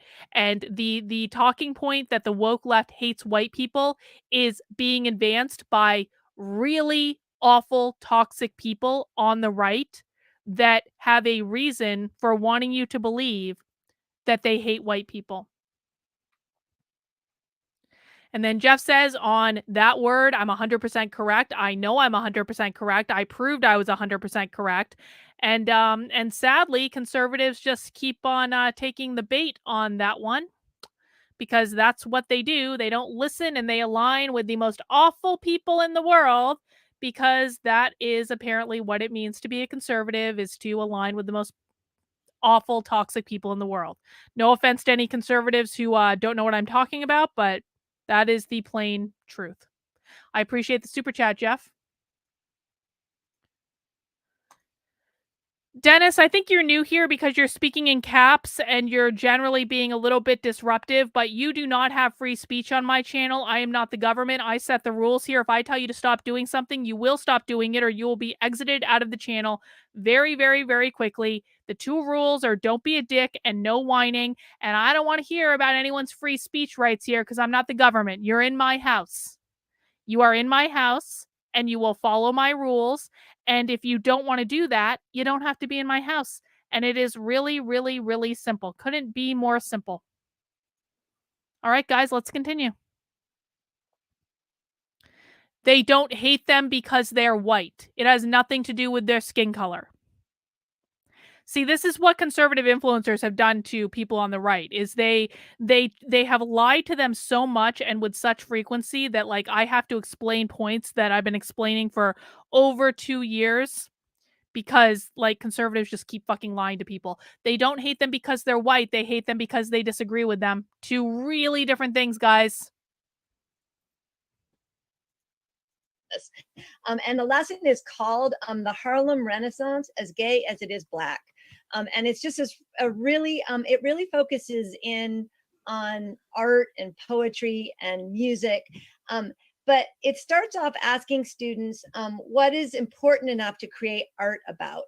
So it's, first of all, it's a lesson that, you know, pulls kids in because everybody is in. Stevie, I am 100% serious. You need to stop using that term on my channel. This will be the last warning. You've been warned a couple times already and you keep using it. I am deadly 100% serious that you will not use that term on my channel. Interested in art. It's not something that's just for a particular person and it kind of speaks to them. It's not about history per se to begin. It's got a good lead in. And then what are you passionate about? Just ask the kids, what are you passionate about? What matters to you? And then there's a Prezi that I use that basically teaches the Harlem Renaissance, talks about Langston Hughes, County Cullen, Ma Rainey. And Dennis just got himself banned. Congratulations, Dennis. Goodbye. Artists from that time period. It also has the students look at some of their actual poetry and poems. And it has sometimes people who are new to the channel think that I'm exaggerating when I say that I will ban you if you disobey my rules. I'm not exaggerating in any sense. I'm not going to have disruption. I'm not going to have people in the chat that are only going to attract the worst element of the internet here. We do try to keep it fun. We try to keep it lighthearted. But if you are new to my channel, you will obey the rules of my chat or you will not be in the chat. And that's just the way it goes. I am not bluffing. I do not coddle people. I am not trying to build the biggest audience on YouTube. My Substack audience is way bigger. And so if you want to be here, you're allowed to, but you will follow the rules of the channel, and I'm not messing around. And then you can go complain on Twitter that the mean woman blocked you or like whatever, and like for several days after it if that's what makes you feel good, but you're not going to do it here. As the prezzies are great because you can incorporate the actual reading, like Langston Hughes reads his poem Dream Deferred, and you can have the students listen to it. And so then, but the cool thing about the lesson is it doesn't just focus, and the images, sorry, again, someone mentioned images of this. There's so many amazing images in the 20s from speakeasies, and it shows people of color and the LGBT community. In the images are amazing from the 1920s. So you kind of present that to the students. And then the lesson then looks at poetry specifically in the Harlem Renaissance. And then it takes it to the poetry of the Beat generation, and talking about poetry often being for the voice of those who are marginalized, and also a voice to celebrate those groups. And then it takes it all the way to the slam poetry, which is more recent. I don't know if anyone's familiar with slam poetry, but it started in the 90s. And it's very expressive. It's a form of poetry that tends toward the political, and it's meant to provoke. And so I show the students some different slam poems that focus on LGBT history, but I mean LGBT issues, but also race and issues of sexism. And you have the students watch these, and then ultimately the goal of the lesson is to have the students create their own slam poems, and they share those. And some students choose to do a slam poem. Some kids, that's difficult. They're not quite ready for that step. And I let them pick their favorite Harlem Renaissance poem and share about it and do something creative with it. But we do it in a circle afterwards. And everybody either shares their poem or shares the poem that they loved and why they loved it and what spoke to them.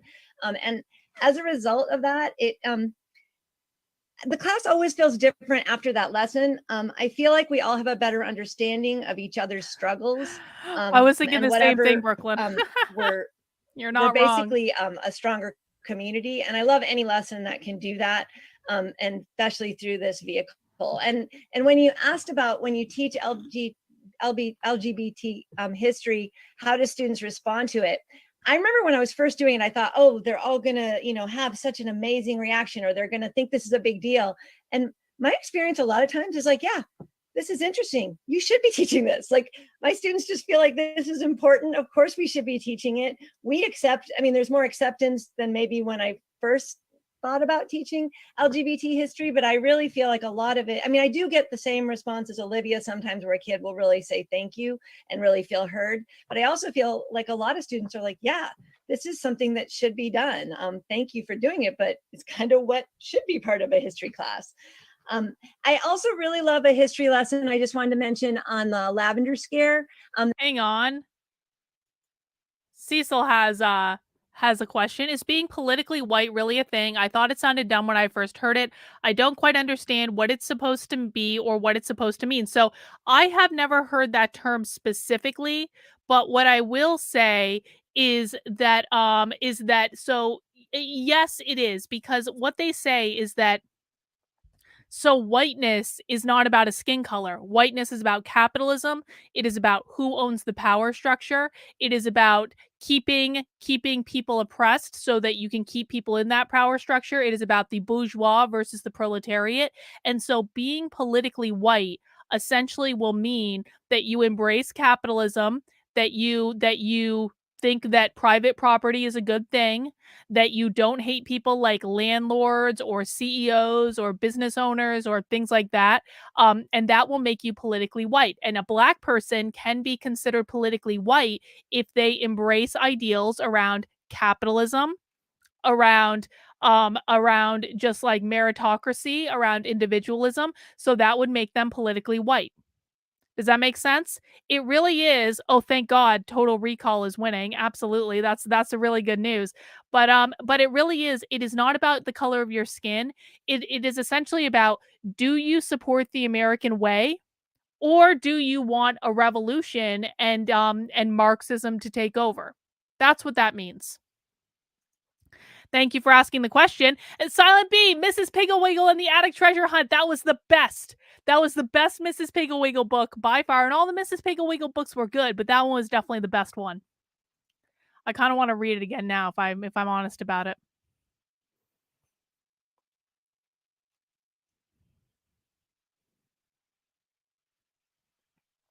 Let me see.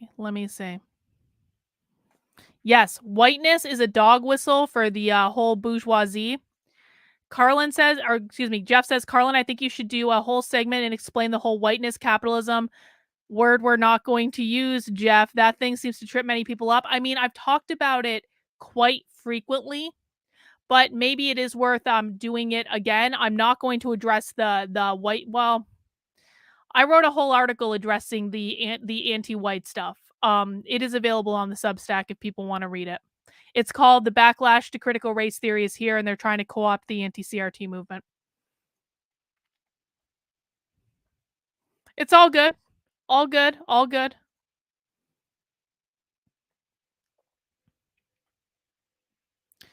Mrs. Piggle-Wiggle. I think I read Mrs. Piggle-Wiggle in like the 3rd grade, something like that.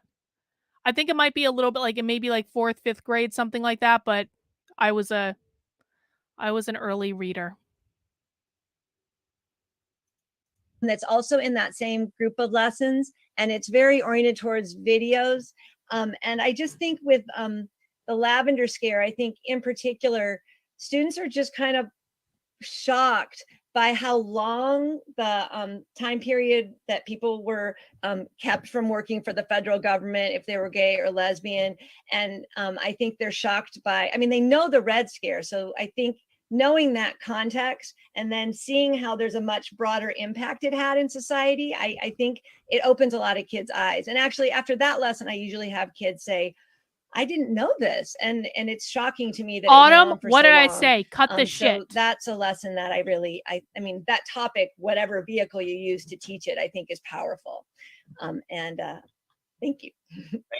Thank you, Julie. Yeah, it's so interesting, right? The wide range of reactions that we receive from students. Some are like, this is like, thank you, but this needs to be there already. So, but thank you for sharing that. And what a wonderful lesson plan for the Harlem Renaissance and the poetry and coming into slam poetry. I wish I was taught that. And we're gonna move on to our last panelist, Chris. Hi. All right. So LGBTQ lesson. Something I've been trying to do is to embed like LGBTQ material into units.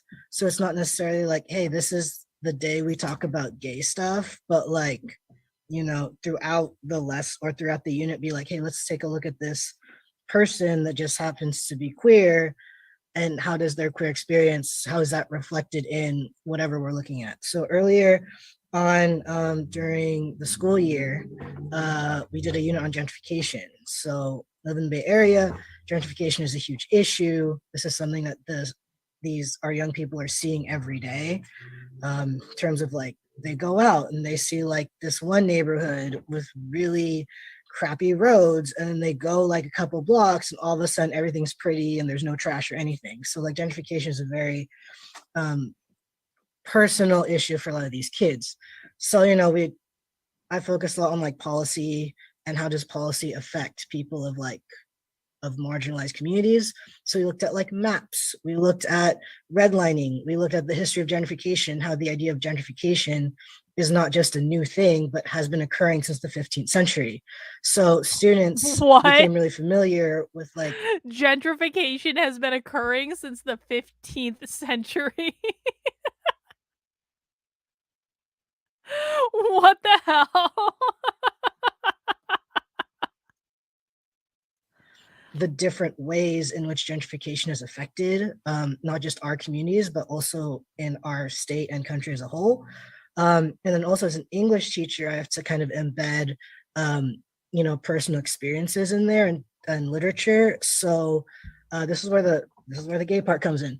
So we read 2 poems, both by non-binary authors, about their experience with gentrification. Did anyone guess? Which I was very what surprised age I could find 2 poems by non-binary authors about the specific topic of gentrification. One is called Tonight in Oakland by Dinesh Smith. The other one is called Oh fuck! Trans Kid Explains. I fucking loved the Ramona books. I felt so seen in the Ramona books. They were the best.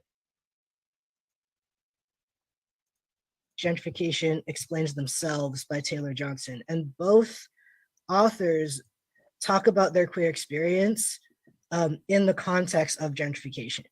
So one author, Dinesh Smith, they talk about kind of struggling as a queer person of color in the city, trying to find physical intimacy in this place that is ultimately a very lonely place. You're very welcome. Thank you for asking. Dismantled because of gentrification.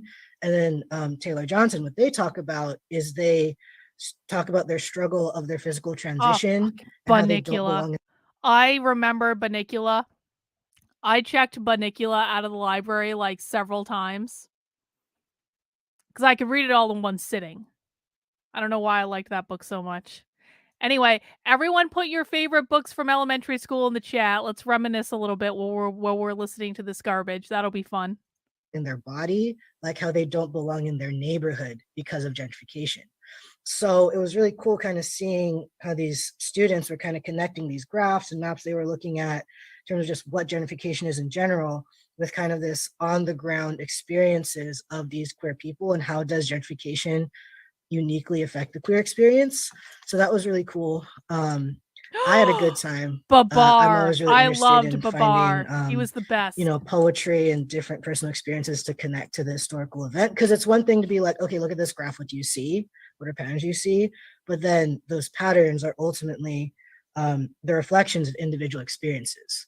So students really liked it. I mean, honestly, these poems were very provocative for 10th graders. In the Tonight in Oakland poem, there is a line that says, I've started seeking men to wet the harvest, which was very like, it took the kids like a second to be like, what does this mean?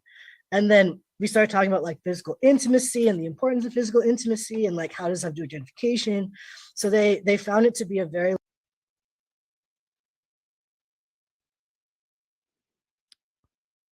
Why are you talking about physical intimacy with students? That just snuck right in there, didn't it? We're gonna have to rewind and listen to the full cause. Like we were talking about children's books in the chat, and then it was like we were talking about physical intimacy and the importance of physical intimacy and how that relates to gentrification. Excuse me, what? let's just rewind a couple minutes. Let's just rewind. We'll get the whole lead up again. Called Tonight in Oakland by Dinesh Smith. The other one is called Trans Kid Explains Gentrification Explains Themselves by Taylor Johnson. And both authors talk about their queer experience in the context of gentrification. So one author, Dinesh Smith, they talk about kind of struggling as a queer person of color in the city, trying to find physical intimacy in this place that is ultimately a very lonely place that is being dismantled because of gentrification. And then Taylor Johnson, what they talk about is they talk about their struggle of their physical transition and how they don't belong in their body, like how they don't belong in their neighborhood because of gentrification. So it was really cool kind of seeing how these students were kind of connecting these graphs and maps they were looking at in terms of just what gentrification is in general with kind of this on the ground experiences of these queer people and how does gentrification uniquely affect the queer experience. So that was really cool. I had a good time. I'm always really interested in finding, you know, poetry and different personal experiences to connect to the historical event. Because it's one thing to be like, okay, look at this graph. What do you see? What are patterns you see? But then those patterns are ultimately the reflections of individual experiences. So students really liked it. I mean, honestly, these poems were very provocative for 10th graders. 10th graders. In the Tonight in Oakland poem, there is a line that says, I've started seeking men to wet the harvest, which was very like, it took the kids like a second to be like, what does this mean? And then we started talking about like physical intimacy and the importance of physical intimacy and like how does that do with gentrification. So they found it to be a very like interesting poem just in itself, that happened to be queer, which was. I just want to point out that this is a great example of why the whole book banning thing is not going to work, because you spend months petitioning the school, talking about this one single book or even a group of books in the library, and you just want to get those books out of the library so bad, and then the teacher goes and prints some poems off the internet that you will never know they're teaching, to have entire conversations with your, I guess, 10th graders. I mean, so they're at least a little bit older. We're not talking about elementary school. I guess, thank God for like a small blessing, I suppose. But I still don't think that the teacher should be having conversation with students about physical intimacy. But the teacher literally printed poems off the internet, gave them to the students to use in class, and guess what? Parents are never going to find out about it unless one of their little darlings takes the poem home and shows their parents and said, "Did you know we talked about gentrification and physical intimacy today?" This is why the book banning thing will never, ever, ever, ever, ever, ever win. Because they don't need their books in the library. And in the meantime, they have you chasing your tail, always pursuing the next book, and then the next book after that, and the next book after that. Well, they're printing off poems from the internet that they never have to tell you about. It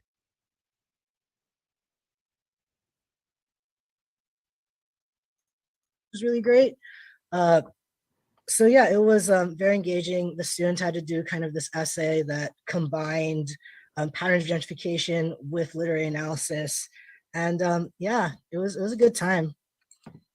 So, and they're two of my favorite poems, so I got to talk about them for a long time. Oh, good. Well, your needs were met, and that's really all that matters. Thank you so much for sharing, Chris. And also thank you for making the space for talking about topics. I'm really glad that you got to talk about physical intimacy and gentrification with your 10th grade students, Chris. I'm sure that really added a lot of overall value to their public school taxpayer-funded education, to talk about physical intimacy and gentrification. Did they learn calculus while they were doing that? Can they write a whole essay?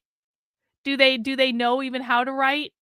I know we're talking about 10th grade, so you might assume they know how to write, but the nation's report card tells us something very different. They don't know how to write, not even in 10th grade.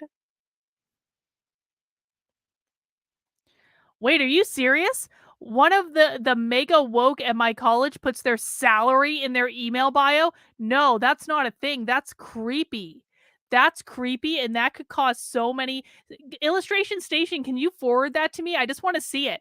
That is one of the creepiest things I've ever heard in my life. No, you should absolutely not be putting your salary in your email bio. That's crazy. What is wrong with these people? That's going to cause so many problems. Oh my God. People don't know how to interact in the world anymore. I mean, I hope it's a big salary. It's like, can you imagine if they're putting their salary in their email and they somehow find out that they're paid less than everyone else by putting their salary in their email? I mean, yeah, public school salaries are public information, but that doesn't mean you need to put your salary in your email bio, because your specific salary might be different than like the going rate for like what that position gets paid at the university. Wow.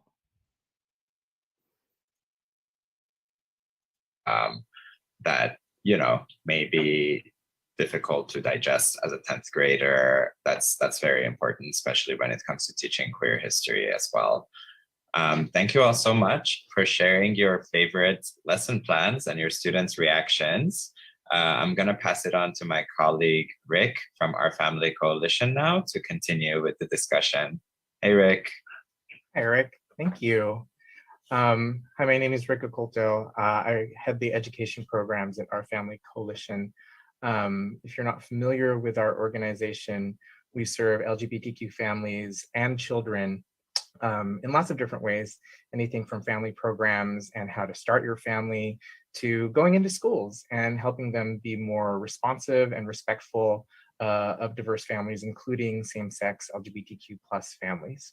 There's a lot of different things. This month, we are, because it is Queer History Month, we are working with One Archives Foundation to put out, if you're looking for some fun, smart tidbits. Hang on, I got a super chat coming in from Beth. Beth, thank you for that. The teachers care more about the students affirming them than the students. Yeah, they really do. They teach through their own affirmation. It's narcissism at its finest. No, Beth, I couldn't agree with you more. And I think like also another thing that's very striking to me is like, does anyone find these teachers to be extremely emotionally stunted? Like, it's like, I mean, listen, I understand that, like, I basically went through a midlife crisis and started a YouTube channel. Okay, it wasn't that bad, but that's kind of what happened. And I feel like I regressed in age when I did that. But I'm not in charge of teaching children. And so I feel like the standard should be a little bit different. I feel like I'm watching teenagers. They are emotionally stunted at teenager. And I feel like I find that a lot with like trans and non-binary kids, especially when they like come out in high school or whatever, or especially people who transition and then detransition, is they get emotionally stunted at like whatever age they started transitioning at. It's a weird phenomenon. I hope someone studies it someday because I would really like to understand more about it. But I feel like I've observed this over and over and over again where they're needy. They're constantly looking for external validation. No one has taught them to validate themselves. No one has taught them to empower themselves. All of these people need to go take a massive self-help webinar.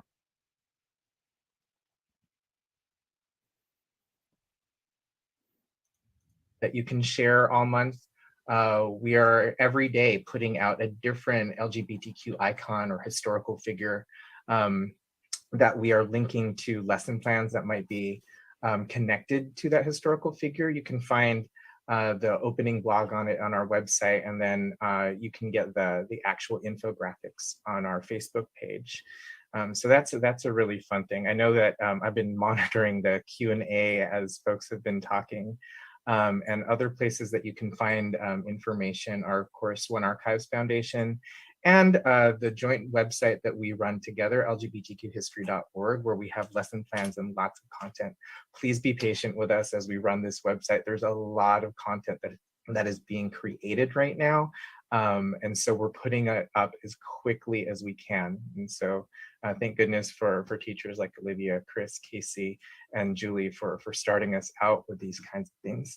But because we do work with families a lot, one of the things that we consider, and Charlotte and I still have quote unquote battle scars from some hesitation or protests around LGBTQ inclusion, is that, you know, the history social science framework calls us to teach LGBTQ history inclusive curriculum at every grade level. And so I'm going to ask you as teachers now, how do you respond to colleagues that you may have that are hesitant in teaching LGBTQ history because of this? I'm going to start off with Julie. Thank you, Rick. I don't really have colleagues that are hesitant to teach it, but I'm a really small school. Our department is 4 people. But if I did, I did think a little bit about the question. I would have them read the FAIR Act. I mean, it seems pretty clear. I guess I can give one example. When I was the GSA advisor a few years back, but it was after the FAIR Act, I had a group of students who wanted to interview they were high school students and wanted to interview elementary school students about family and how families are different. And they wanted to do that with elementary school students. But they had asked the elementary school principal, and she had said, no, she didn't know if she would be comfortable with that because she thought maybe they wouldn't want to talk about issues around gender or LGBT, families that might be not the norm or whatever. And I don't know what her reasoning was. I don't know if it was that archaic, but what I was able to do is the kids came to me and said, we really just want to do these interviews with kids and, younger kids. And we want to talk about families and how families are different and how they're based on.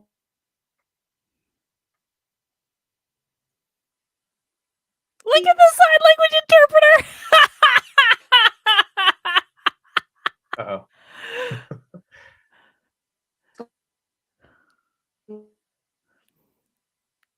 The sign language interpreter is the best. I just wanna double check. I'm having technical difficulties hearing Julie. Is that okay? It's not just me. Oh, sorry. Did I disappear? You did for just Am I back? Where did I stop? I just wanted to say I used the FAIR Act I basically shared it with the elementary school principal, and then she was able to see that was part of, it made sense in an age appropriate way for people to talk about families and how families can be different. So I think the FAIR Act is really helpful. And if you have colleagues or administrators who are hesitant. And then obviously if you're in California, which we all are, the History Social Studies framework of 2016, the lessons I outlined earlier, there's so much information in that framework about the LGBT community in the 1920s. And it has specific people, and it has almost, it talks about speakeasies and the role of speakeasies being open places for people to be interacting. So anyway, and then also the lavender scare is clearly in there. So there's a lot of LGBT history is incorporated into the current framework. So that would give people more comfort. Yeah, thank you for that answer, Julie. That's one of the things that people forget, that as we engage our communities in anything new, regardless of how people view it, anything new can feel like something that is added on. And so, as we know, we have to engage in the head and the heart. And I think using the Fair Education Act, the frameworks, just to show, right, we're not doing this for FAIR, fair. All right. Well, then, I guess we'll go to the next person. Casey, how would you respond to this? Yes, first, my department would be totally accepting of doing this. We're just not educated yet. So that's the next step at my school is, passing my knowledge, my limited knowledge to the rest of my department. But as I listen to this, like I said, it's not the teachers being hesitant. I think what it reminds me of is in 7th grade world history, we have an Islamic world unit. And every year we get emails from parents.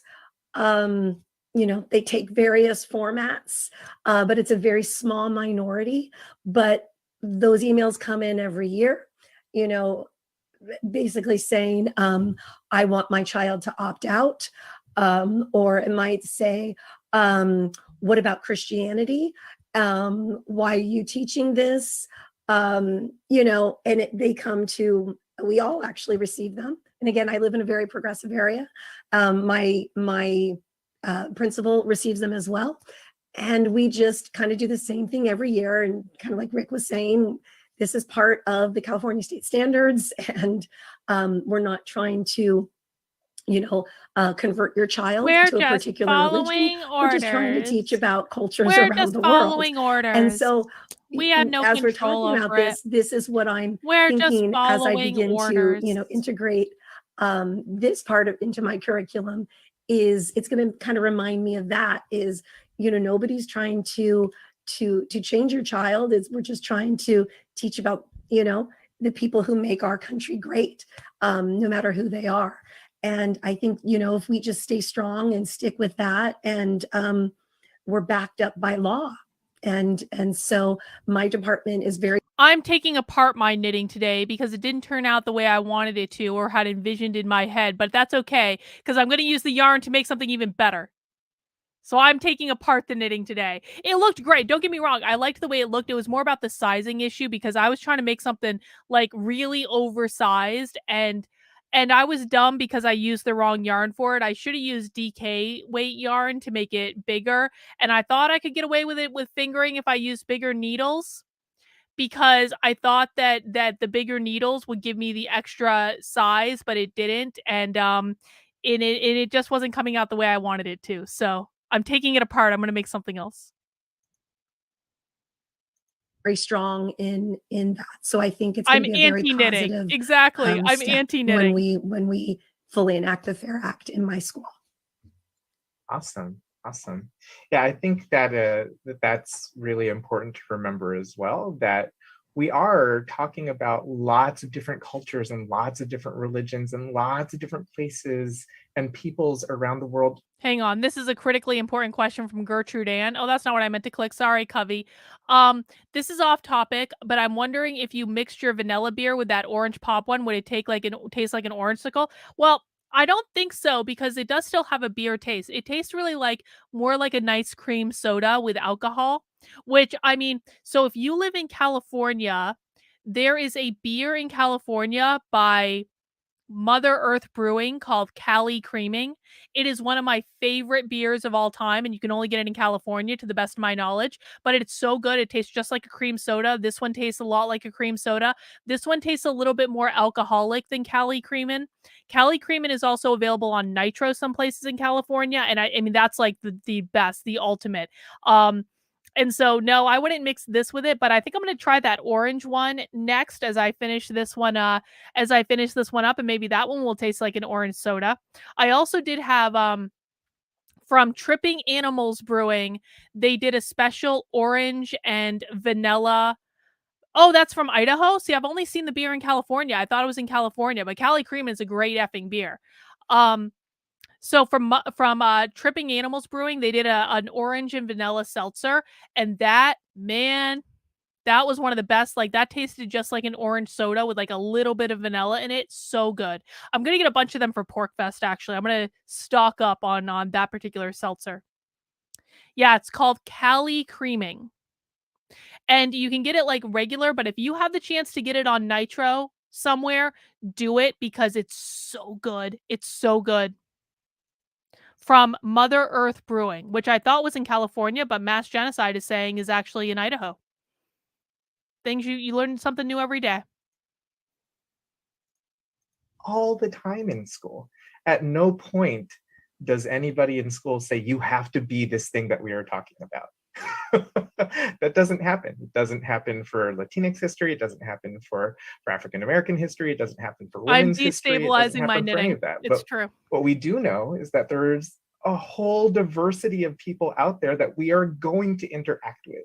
And it is our responsibility as educators. So I love that. And it reminds me of this really great quotation that Charlotte likes to throw out all the time, which I really do need to get like a beer sponsor. I really do. Like, why don't I have a beer sponsorship of some point? Oh, because I haven't bothered to actually try to get sponsors. I really do need, if anyone owns a brewery, I need a happy hour beer sponsor, or like a beer distributor, or like a beer store.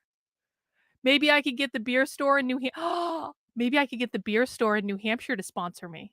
I could promote their beers on the air. I don't know. We'll see. I'll figure it out. is you can opt out of content, but you can't opt out of people, right? So really great on that. Okay. I'm really happy for Seth. I really am. Seth is the dad. He's conservative dad who has that new ultra right beer. I just don't like that kind of beer. And so I'm so happy that Seth is being as successful as he is. It like really does bring a tear to my eye, because he really is. Like, Seth is actually Bring Ammo, like did like I used to like shill for Bring Ammo when it was still Bring Ammo. He calls it something different now. But like, I used to shill Seth's merch like all the time. I still have a bunch of his merch. I think he's great. And like, he's such a good dude, and he deserves all the success in the world. And I just don't like that kind of beer. Oh yeah, no. There are craft beer stores everywhere. Just look up craft beer stores in your area. But there is actually a beer store in New Hampshire called The Beer Store. Yeah, Burt's is a good idea as well. I should maybe check with them. Maybe I will, Kurt.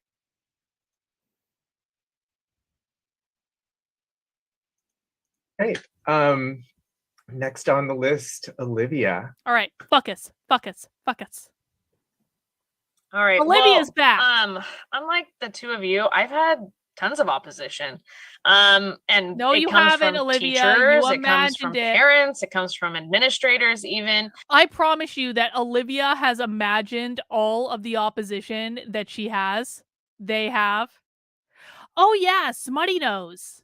That's actually a really good idea, Fish Addict. That's a really good idea. Or like the Portland Brewery. Port Smith Brewery. They have good beer. I like their mussels too. Anyway. No, I promise you, Olivia, that all of the opposition you think you've had, you've made up in your head so that you can be a martyr. I'm going to get sponsored by every New Hampshire brewery. It's just going to be the way it goes. We'll see.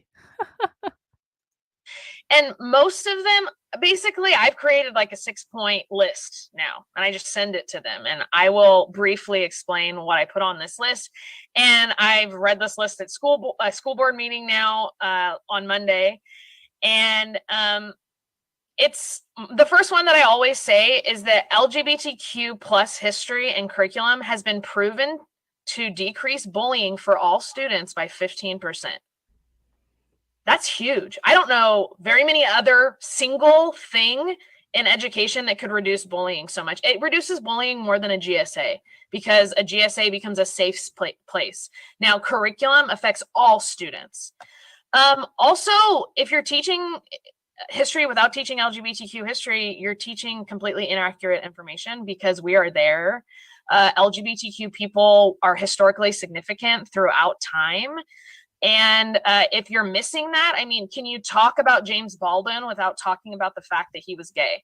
Can you talk about Yes, you can actually. Alan Turing without talking about the end of his life? If you don't know who Alan Turing is, look him up.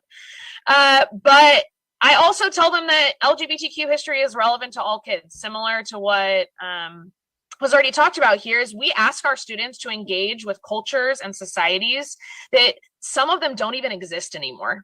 I think that it's fair to ask them to engage with cultures that do exist as well. I agree. And I remind them that I do not allow my students who are not African American to opt out of learning about African American history because they're not Black. Actually, those students are not the ones in the classroom that might need as much information as the other students. That I'm teaching students, all students, because they all are going to interact with queer people in their life, and I want them to interact with them with respect. And that's not a hard thing, I think, to ask. I also tell them that, you know, unlike other marginalized people, LGBTQ people often do not learn about their cultures or their histories from their own community. As children, they learn that gay is a bad word, that it's shameful, and even in households where they're maybe not against LGBTQ people and they wouldn't mind if their kid was queer, they don't hear queer affirming things because maybe their family doesn't know they're queer. And it makes a big difference to have an adult who's a professional say, yeah, you existed and you still do, and I respect that. Also, it's totally less than harmless to remove this history. When we remove this history from our classrooms, we are teaching students that their identity is something to be ashamed of, that it is not academic, that it's not professional. And those are arguments that have been used against marginalized people for a long time to tell us that we don't belong in spaces that we belong in. So I don't like that argument at all when people say, well, it's harmless. It's not harmless. It wasn't harmless for me. And it's not harmless for many of the people who've already spoken. And then I'll end with the big, it's the law.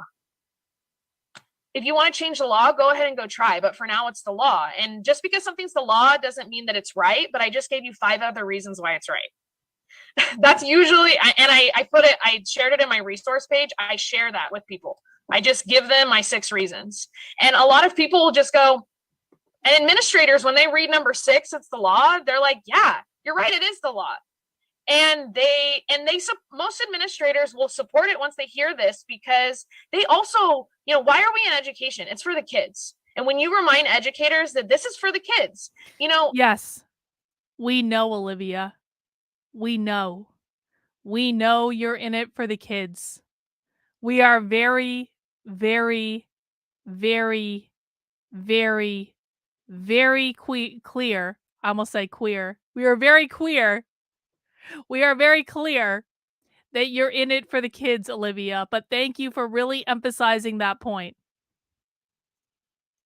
I read a recent study that said that almost 20% of Gen Zs identify as being in the LGBTQ spectrum. 20%. I mean, think about how many students are in your school, and if we're just talking about numbers. And so I remind them when they say, well, I don't have any queer kids in my class. No, you don't think you have any queer kids in your class. None of my teachers thought that I was queer. You absolutely have no queer kids in your class because queer is a political statement of rebelling against the norm. It is not about your identity. It is not about your sexuality. It is not about your gender. It is not about any of those things. Queer is only and exclusively about rebelling against heteronormativity, which is a political stance. It is not an identity stance.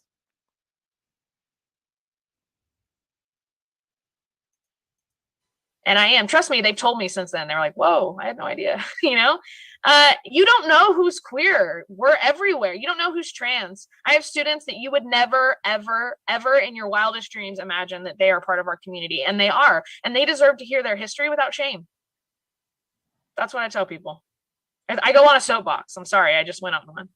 No, I handed you the soapbox. You stood up and you spoke like we asked you to. So, but I think, I'm already seeing people saying, hey, Olivia, can you share your 6-point list? Because we want to use it. So if you have it available, please put it into the chat.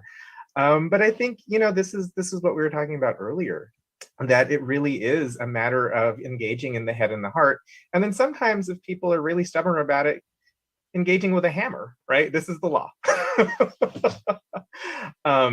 But it's really great to remember those particular things, that this falls into the rest of the things that schools and school districts want to accomplish, right? Creating a learning environment where everybody can learn and will learn, creating a place where risk is lessened for our students as they are learning how to be themselves, learning about the world. These are all in alignment with the things that every single LEA across the state and across the country want to do. And so why is it so difficult to implement, right? Why is there hesitation? And so that's I think these are really, really great points. And again, people are asking for your 7 Squared says, just so you know, Alan Turing is a mathematician that invented the idea of the computer, but he's also known for the Turing test, and also cracked the World War II Germans' Enigma code. But the only thing that matters about Alan Turing, 7 Square, is that he was gay. That's the only thing that matters, is that Alan Turing was gay. And that, and he was like, I mean, what the British government did to him was like not acceptable in any way. They basically chemically castrated him and he committed suicide. And that was like really not good. And I think we should acknowledge that was not good. And I don't necessarily think it's out of actually the realm of reality that should be taught. I think it should be taught. I think that's a lesson that needs to be learned. But the reality is that Alan Turing is a historically significant figure for many other reasons other than other than his sexuality.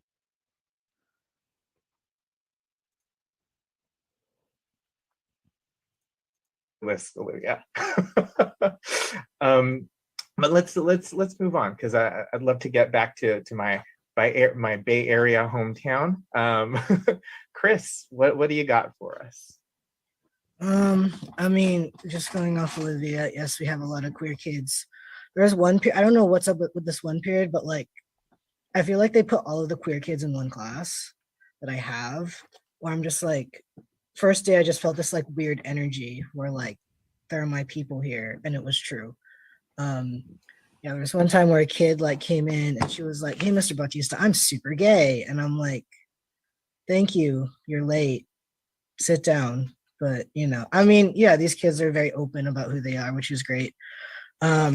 So anyway, when we're talking to adults who are hesitant about this, it's oftentimes, and I've had this conversation at multiple schools, where there are teachers that are like, well, I want to teach it. I see the importance of teaching it, but I feel uncomfortable to teach it because I am not of this I am not of this identity. And this is very similar to other conversations I've had with other white teachers in other contexts. Like, oh, I want to teach about the experiences of like Black people more than just a textbook, but I'm not Black. So what do I do? And I'm like, why are you asking me? I'm not Black. But anyway, so what I This found when person having should these not be teaching conversations with these kids. I'm sorry. This teachers person is should not that be I'm like, teaching. okay, you are not speaking for these people. You're just making space for those voices, for the students to listen to those voices. So, you know, like pictures, primary documents. Obviously, like I always try to find like some sort of like when we're talking about history, I'm trying to find like primary documents of like pictures of like queer people back in the day and whatever. But I tell teachers this, I found that kids really like love letters for some weird reason. Because there's something about like intimacy and like the everyday private lives of people that is very fascinating to people. Like there was one time I was teaching like World War II and I found this like love letter. I'm sorry, this guy's a straight groomer. This is the guy that was teaching his students about intimate acts and gentrification earlier. This guy is a straight groomer. He is the one that is obsessed with physical intimacy. It's not his kids. I mean, I'm not going to say that that like, you know, high school students don't have a preoccupation with sex because that's what puberty does, but he is projecting his bullshit onto his students. And, you know, I'm just saying that maybe if people checked his hard drives, that might not be like the worst thing in the world that could happen. I'm just saying. I'm probably wrong. I'm sure he's probably an upstanding citizen that just loves his students, but maybe check his hard drives. Or whatever between like these two GIs. And I read an excerpt of it being like, hey, let's take a look at some spicy material. Because it was Valentine's Day. I was like, why not? You know, whatever. And I don't know. I read an excerpt and the kids were like, can you read more? No. So we ended up reading this entire letter of this like love affair that happened in Africa between these two men and how like one of them still thinks about it every night. And it's been like 1 year since it happened. And like, you know, it was just very, it was. He read love letters documenting an affair to students in his class. I don't particularly care if that affair was between two men, two women, man and woman, they and man, they and woman. I don't really care. That's not the point. The point is you should have been fucking teaching them how to write. It's an unexpected turn. But anyway, the point is, it instead is of being like, creepy, oh yeah, this is what Kazmar. happened, blah blah blah, present documents, particularly documents that show like the personal lives of these people in this historical moment. And your job is to bring forward those voices instead of just telling the students what those voices were. So once I reframed it that way, adults are more likely to be open to talking about and teaching about LGBT people. I use that same argument when it comes to, you know, white teachers who are uncomfortable, you know, going deep with like African American studies or Native American studies, which is understandable. But again, the focus is on the voice of the community as opposed to you speaking for that community. And I'm done. No, that is a great framework to look at it as. You know, I think about all the different things that are taught within a classroom, and even if you identify as somebody of European descent, you're not a colonizer European that just came to this continent. Like, you didn't do that, right? That's not you. You can't relate that way, but you're still teaching that content. Right? And you know it's your responsibility to do so because knowing the historical roots of how we came to be, how we are today is important to let us know why we make the decisions we do and how things are set up the way that they are. And so I think this is crucial, Chris, what you've touched upon, which is the hesitation around, well, I don't know, and like, ooh, I am not part of this community, and so I can't teach about it, or I can't open the door to show that this community exists, is such it's such a false defense, right? because you are not any of these people that you're teaching about. Yeah, we still got 20 minutes left. Like, I can I open that challenge orange one. anybody who is teaching any sort of history to tell me, yeah, you know exactly what it's like to be a protester in the 60s around.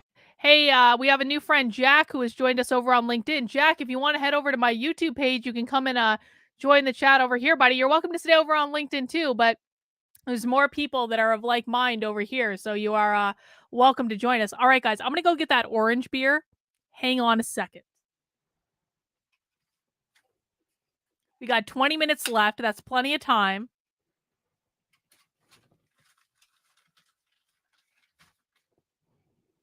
Let's see if this really does taste like an orange soda, shall we? This is called Popped Orange from Branch Blade Brewing Company. That vanilla beer was good, by the way. That Southern Tier vanilla scoop beer, quality. Oh, it does look like an orange soda. It does. Let's see. Cheers, everyone. If you're drinking something saucy, put it in the chat and let us know.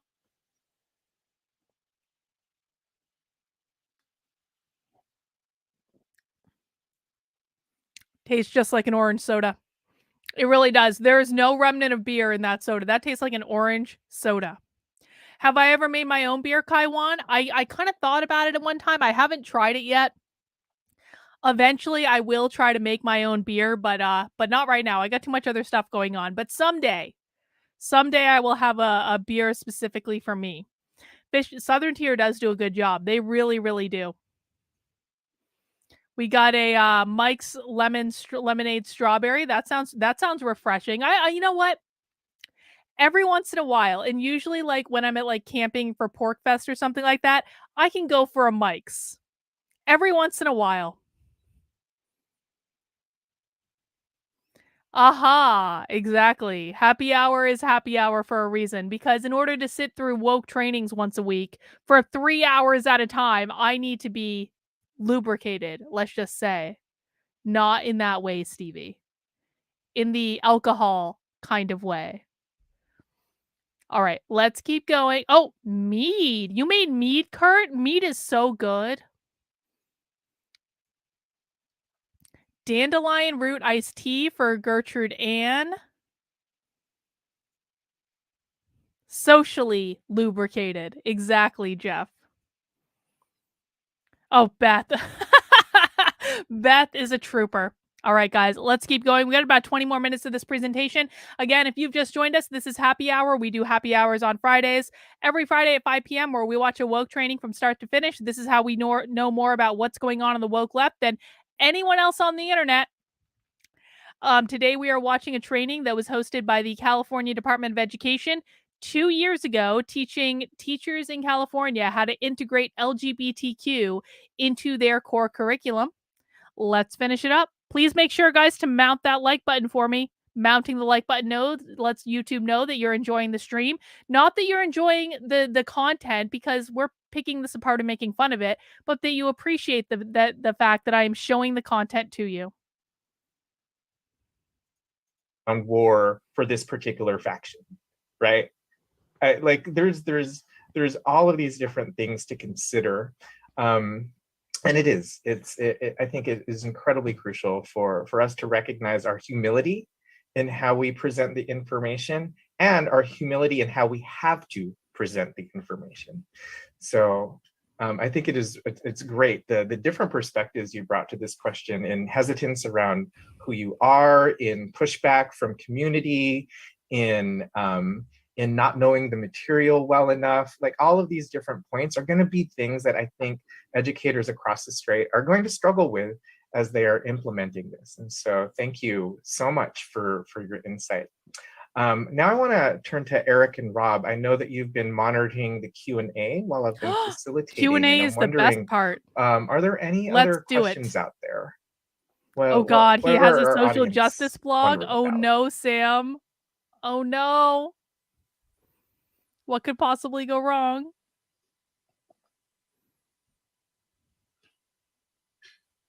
So there've been quite a few questions in the chat that we've answered there. So I think it's open to us to ask whatever questions we want to ask now. I think it would be great to follow up a little bit more on that last Thank you, question. Sam. I appreciate it. To say to the educators out there, what is your recommendation that they should do next if they're just at the beginning stage? And perhaps Casey can talk a little bit more about that. Just be about specific. What can teachers do tomorrow to move towards this direction to implement the Fair Education Act and teach what's in the history social science framework related to LGBTQ history? Well, I think the first thing, pardon me, I think the first thing is to have a complete understanding of what the Fair Act is. And I truly didn't know until I attended your conference.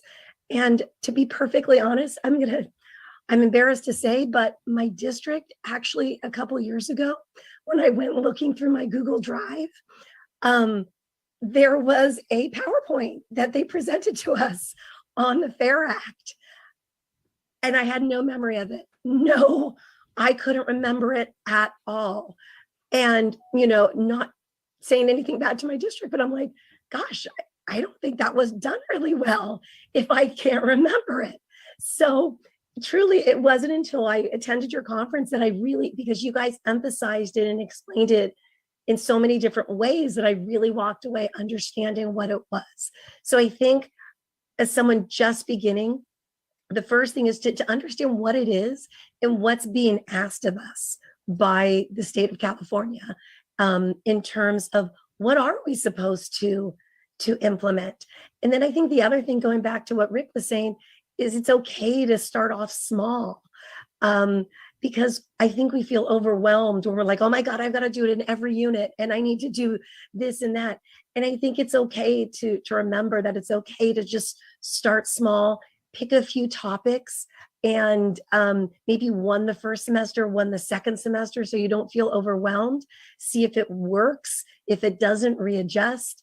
Look at all of Olivia's information. That sounds very helpful. And just to do, I think it was in your conference that Rob and Rick talked about those baby steps, and that it was okay to do that. So that would be for teachers starting off, is to understand what the Fair Act is, and to pick a couple topics and start from there. Thank you for that. And I do have to say, right, like the reminder about the baby steps is important, particularly coming from you, Casey, because again, you, as you've said, right, like you are on this starting point for all of this. We have to start somewhere to open up these conversations. And I think this goes back to something that Christopher said earlier, that he doesn't teach this as like the gay topic. It's just part of everything else. It's one of the lenses that you provide, along with like a race lens, a socioeconomic lens, a gender lens, all those kinds of things that we bring into a classroom to allow us to examine the history as it happened, right? And so if you are thinking about it in the ways of, oh, I have to do all of this now, then it becomes overwhelming. It really is just taking that step so it normalizes the discussion. I know one of the pet peeves that Rob and I have is that many times you talk about LGBTQ issues as controversial. Don't do that. Don't do that.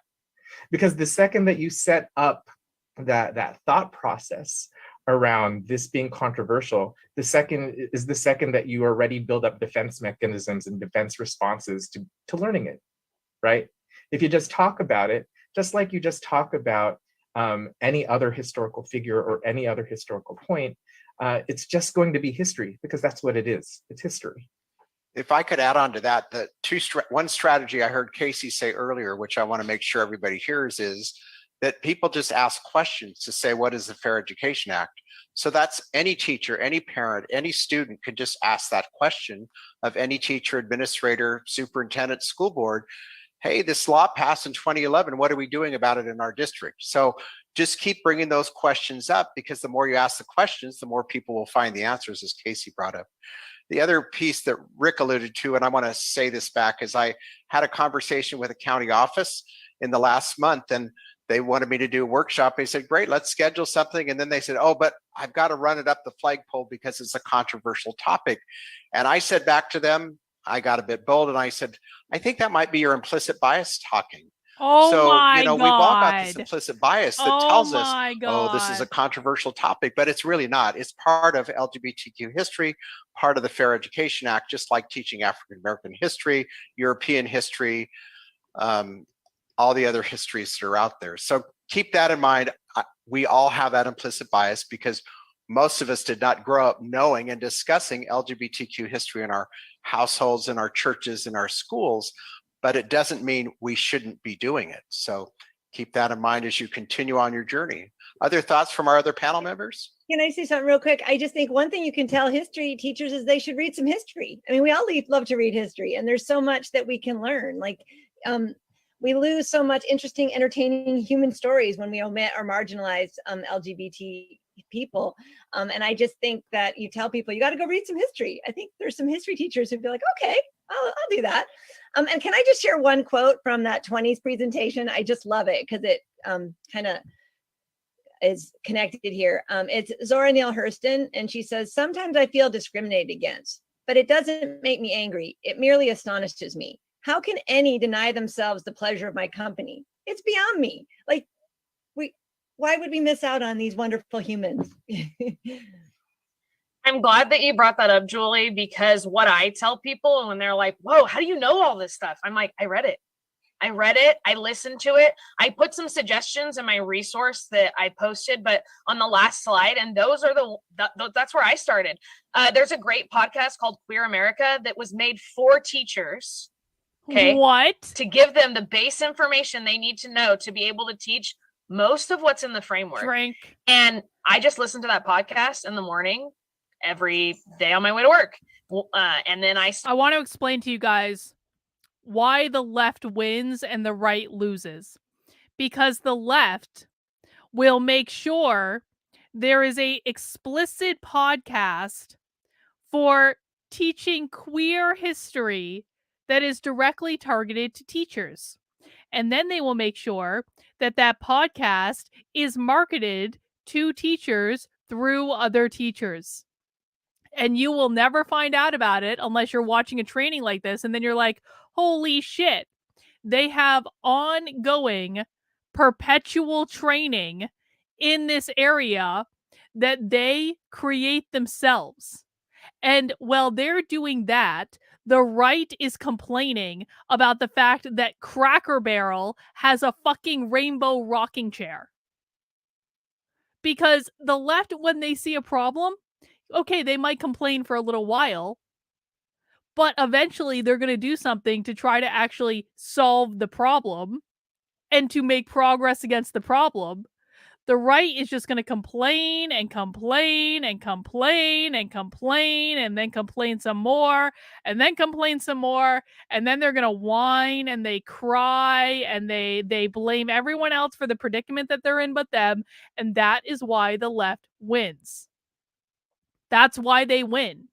If the right ever wants to have a shot in hell of winning the culture war, they need to do significantly less whining and take significantly more action than what they're taking already. Because it doesn't cost anything to start a podcast, guys. Really doesn't. It costs absolutely nothing to start a podcast. That got me interested in other topics. And so I started buying books and I put some book suggestions on there. And I know that can be really overwhelming, but when you were a first year teacher, you had to learn how to teach things that you were not a master of. And this is that same uncomfortable moment, and all growing and learning has a moment of discomfort, and nobody can take that discomfort away. It's best to just accept it and to move past it by educating yourself. And then I tell people, okay, if you're past the education point and now you know a little bit of the history, go to trainings. There are trainings all over the state that Rob and Eric and Rick and myself and a lot of people have been involved in. I'm going to be talking about teaching LGBTQ history and gender and the binary at the CTA conference. Like, we're there.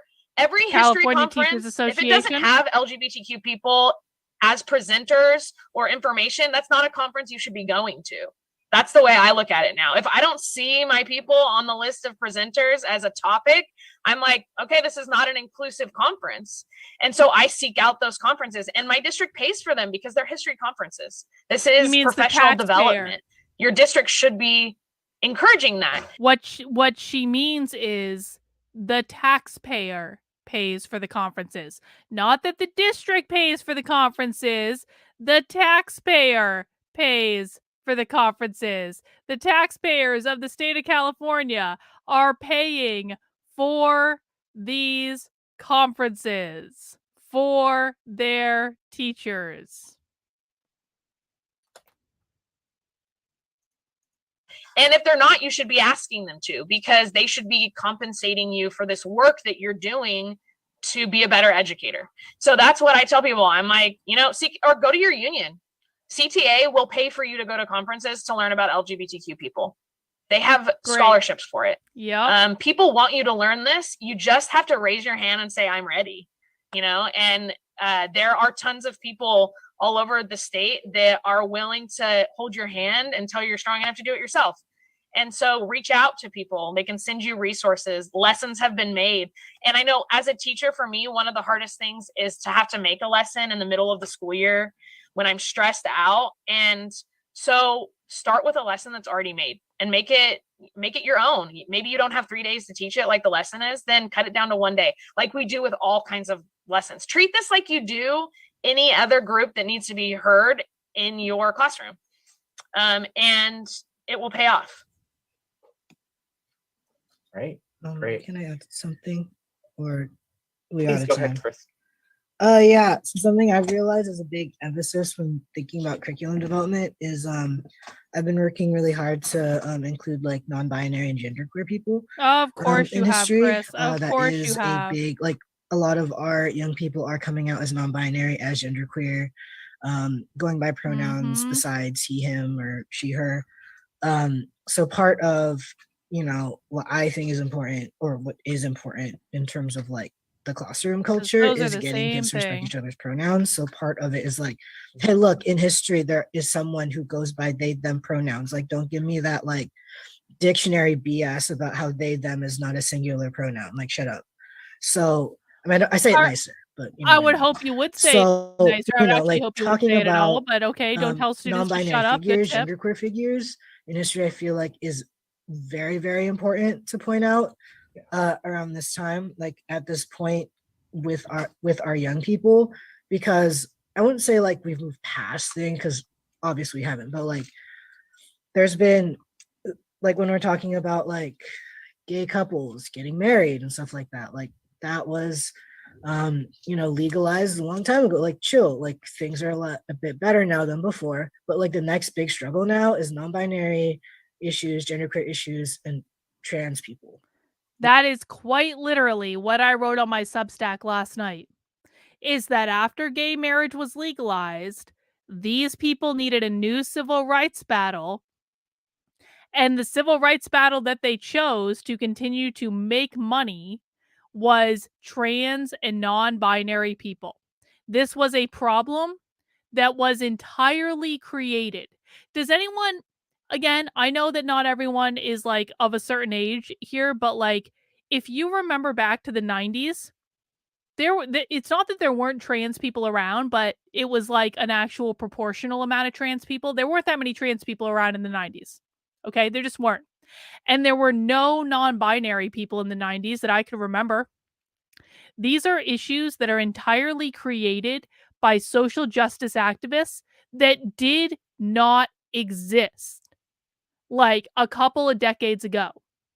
And they self-created these issues because they needed to have something specific to fight for. That is why we are in the position that we're in. Which we really, really need to emphasize as like, this is not a new movement. Like, we've been around, like we've just been vibing throughout history. Like, you just don't see us in the books, So if you have the bandwidth to like look and do research for content, really think about those topics in particular. Yeah, Thank you for that, Chris. There's a lot of different information out there. In fact, I'm really happy that you mentioned a couple of those poems from non-binary folks from the Bay Area. In fact, so it's important to make sure Thank you, that Chris. You there are very is stunning and very representation of brave and all the very different beautiful. aspects of the queer community Absolutely. within your lesson plans. And again, you don't have to like flood this in one particular moment, but know that there are great opportunities to do so. I do want to point out at the chat right now that there is Charlotte and her team has done a great job of creating this resource page on LGBTQ resources that the Department of Education has found for you in your different areas. It's a really great resource where you can even look at your specific area in California and see what is offered in each of those different regions. Before we end, I do also want to remind you that this is part of a series this month for Queer History Month, and that we really want you to join us on October 13th to talk about the transgender experience, and also on October 27th for the student experience. Those are both happening at 3:30 to 5 p.m. And so I just wanted to make sure that you had those, because as Olivia was talking about those different trainings that are on there, there are also these resources that are being offered, like the webinar today around LGBTQ inclusion on behalf of the CDE. So just know that those resources are there.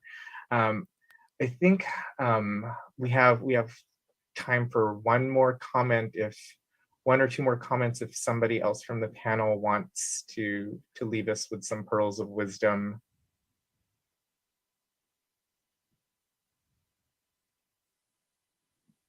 I have to just say, and this is what I always remind educators, that waves are going to happen. You're going to make waves, but our students are worth it. They're worth that uncomfortable feeling when you're like, I don't know the answer to this question.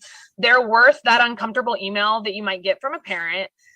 They're worth it. And you save lives by doing this work. Research has shown it. Just having one accepting adult and a person who talks about LGBTQ people as if they exist and they shouldn't be ashamed of it reduces a person's risk of suicide. Just one. And you can be that person for them. You could be that only person that they could ever experience. And so if you're on, the edge about it, remember that you could save someone's life. And I hope that pushes you into the water and you start making waves, because it's good trouble. Good trouble is the best kind of trouble to have. And I would just say, there was one question you guys asked us to prepare about when to start, like when should you start teaching? And it just seems so important to me that if all students need to feel safe and respected and welcomed at school, it has to start in kindergarten in an age appropriate way. And we all teach high school, but my son's in 4th, 5th, and 6th grade, and it needs to be taught better at that level. It needs to be taught throughout. It needs to be taught in kindergarten.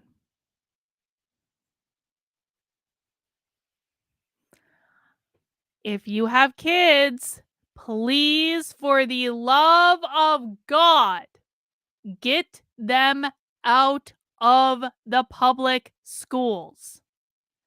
Get them out of the public schools.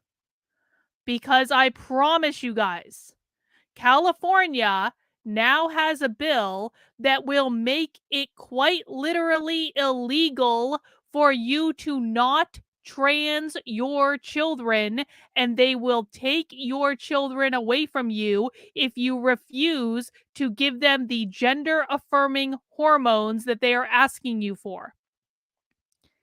I promise you that the pain and inconvenience that you experience from figuring out how to homeschool your child will pale in comparison to the pain and inconvenience that you feel when your little darling comes home, announces they're trans, and expects you to put them on cross-sex hormones, and you don't want to do that because, you're trying to be a good parent. But sadly, the state of California has now passed a law, and this is no longer theoretical.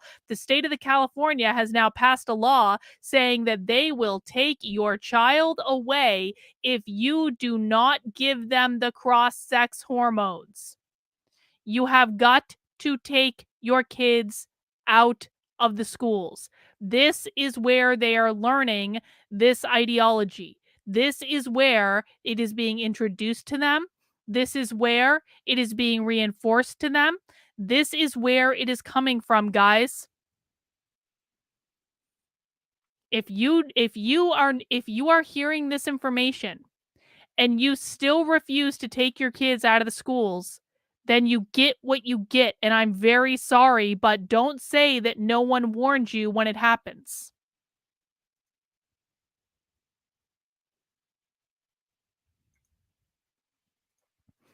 Beth says, Carlin, thank you for giving me your time and going over these videos. I've learned so much from you, and now I understand things that were confusing to me. I really do appreciate that, Beth. I appreciate it. Thank you for telling me that. Please share them with your friends so that they can come and learn too.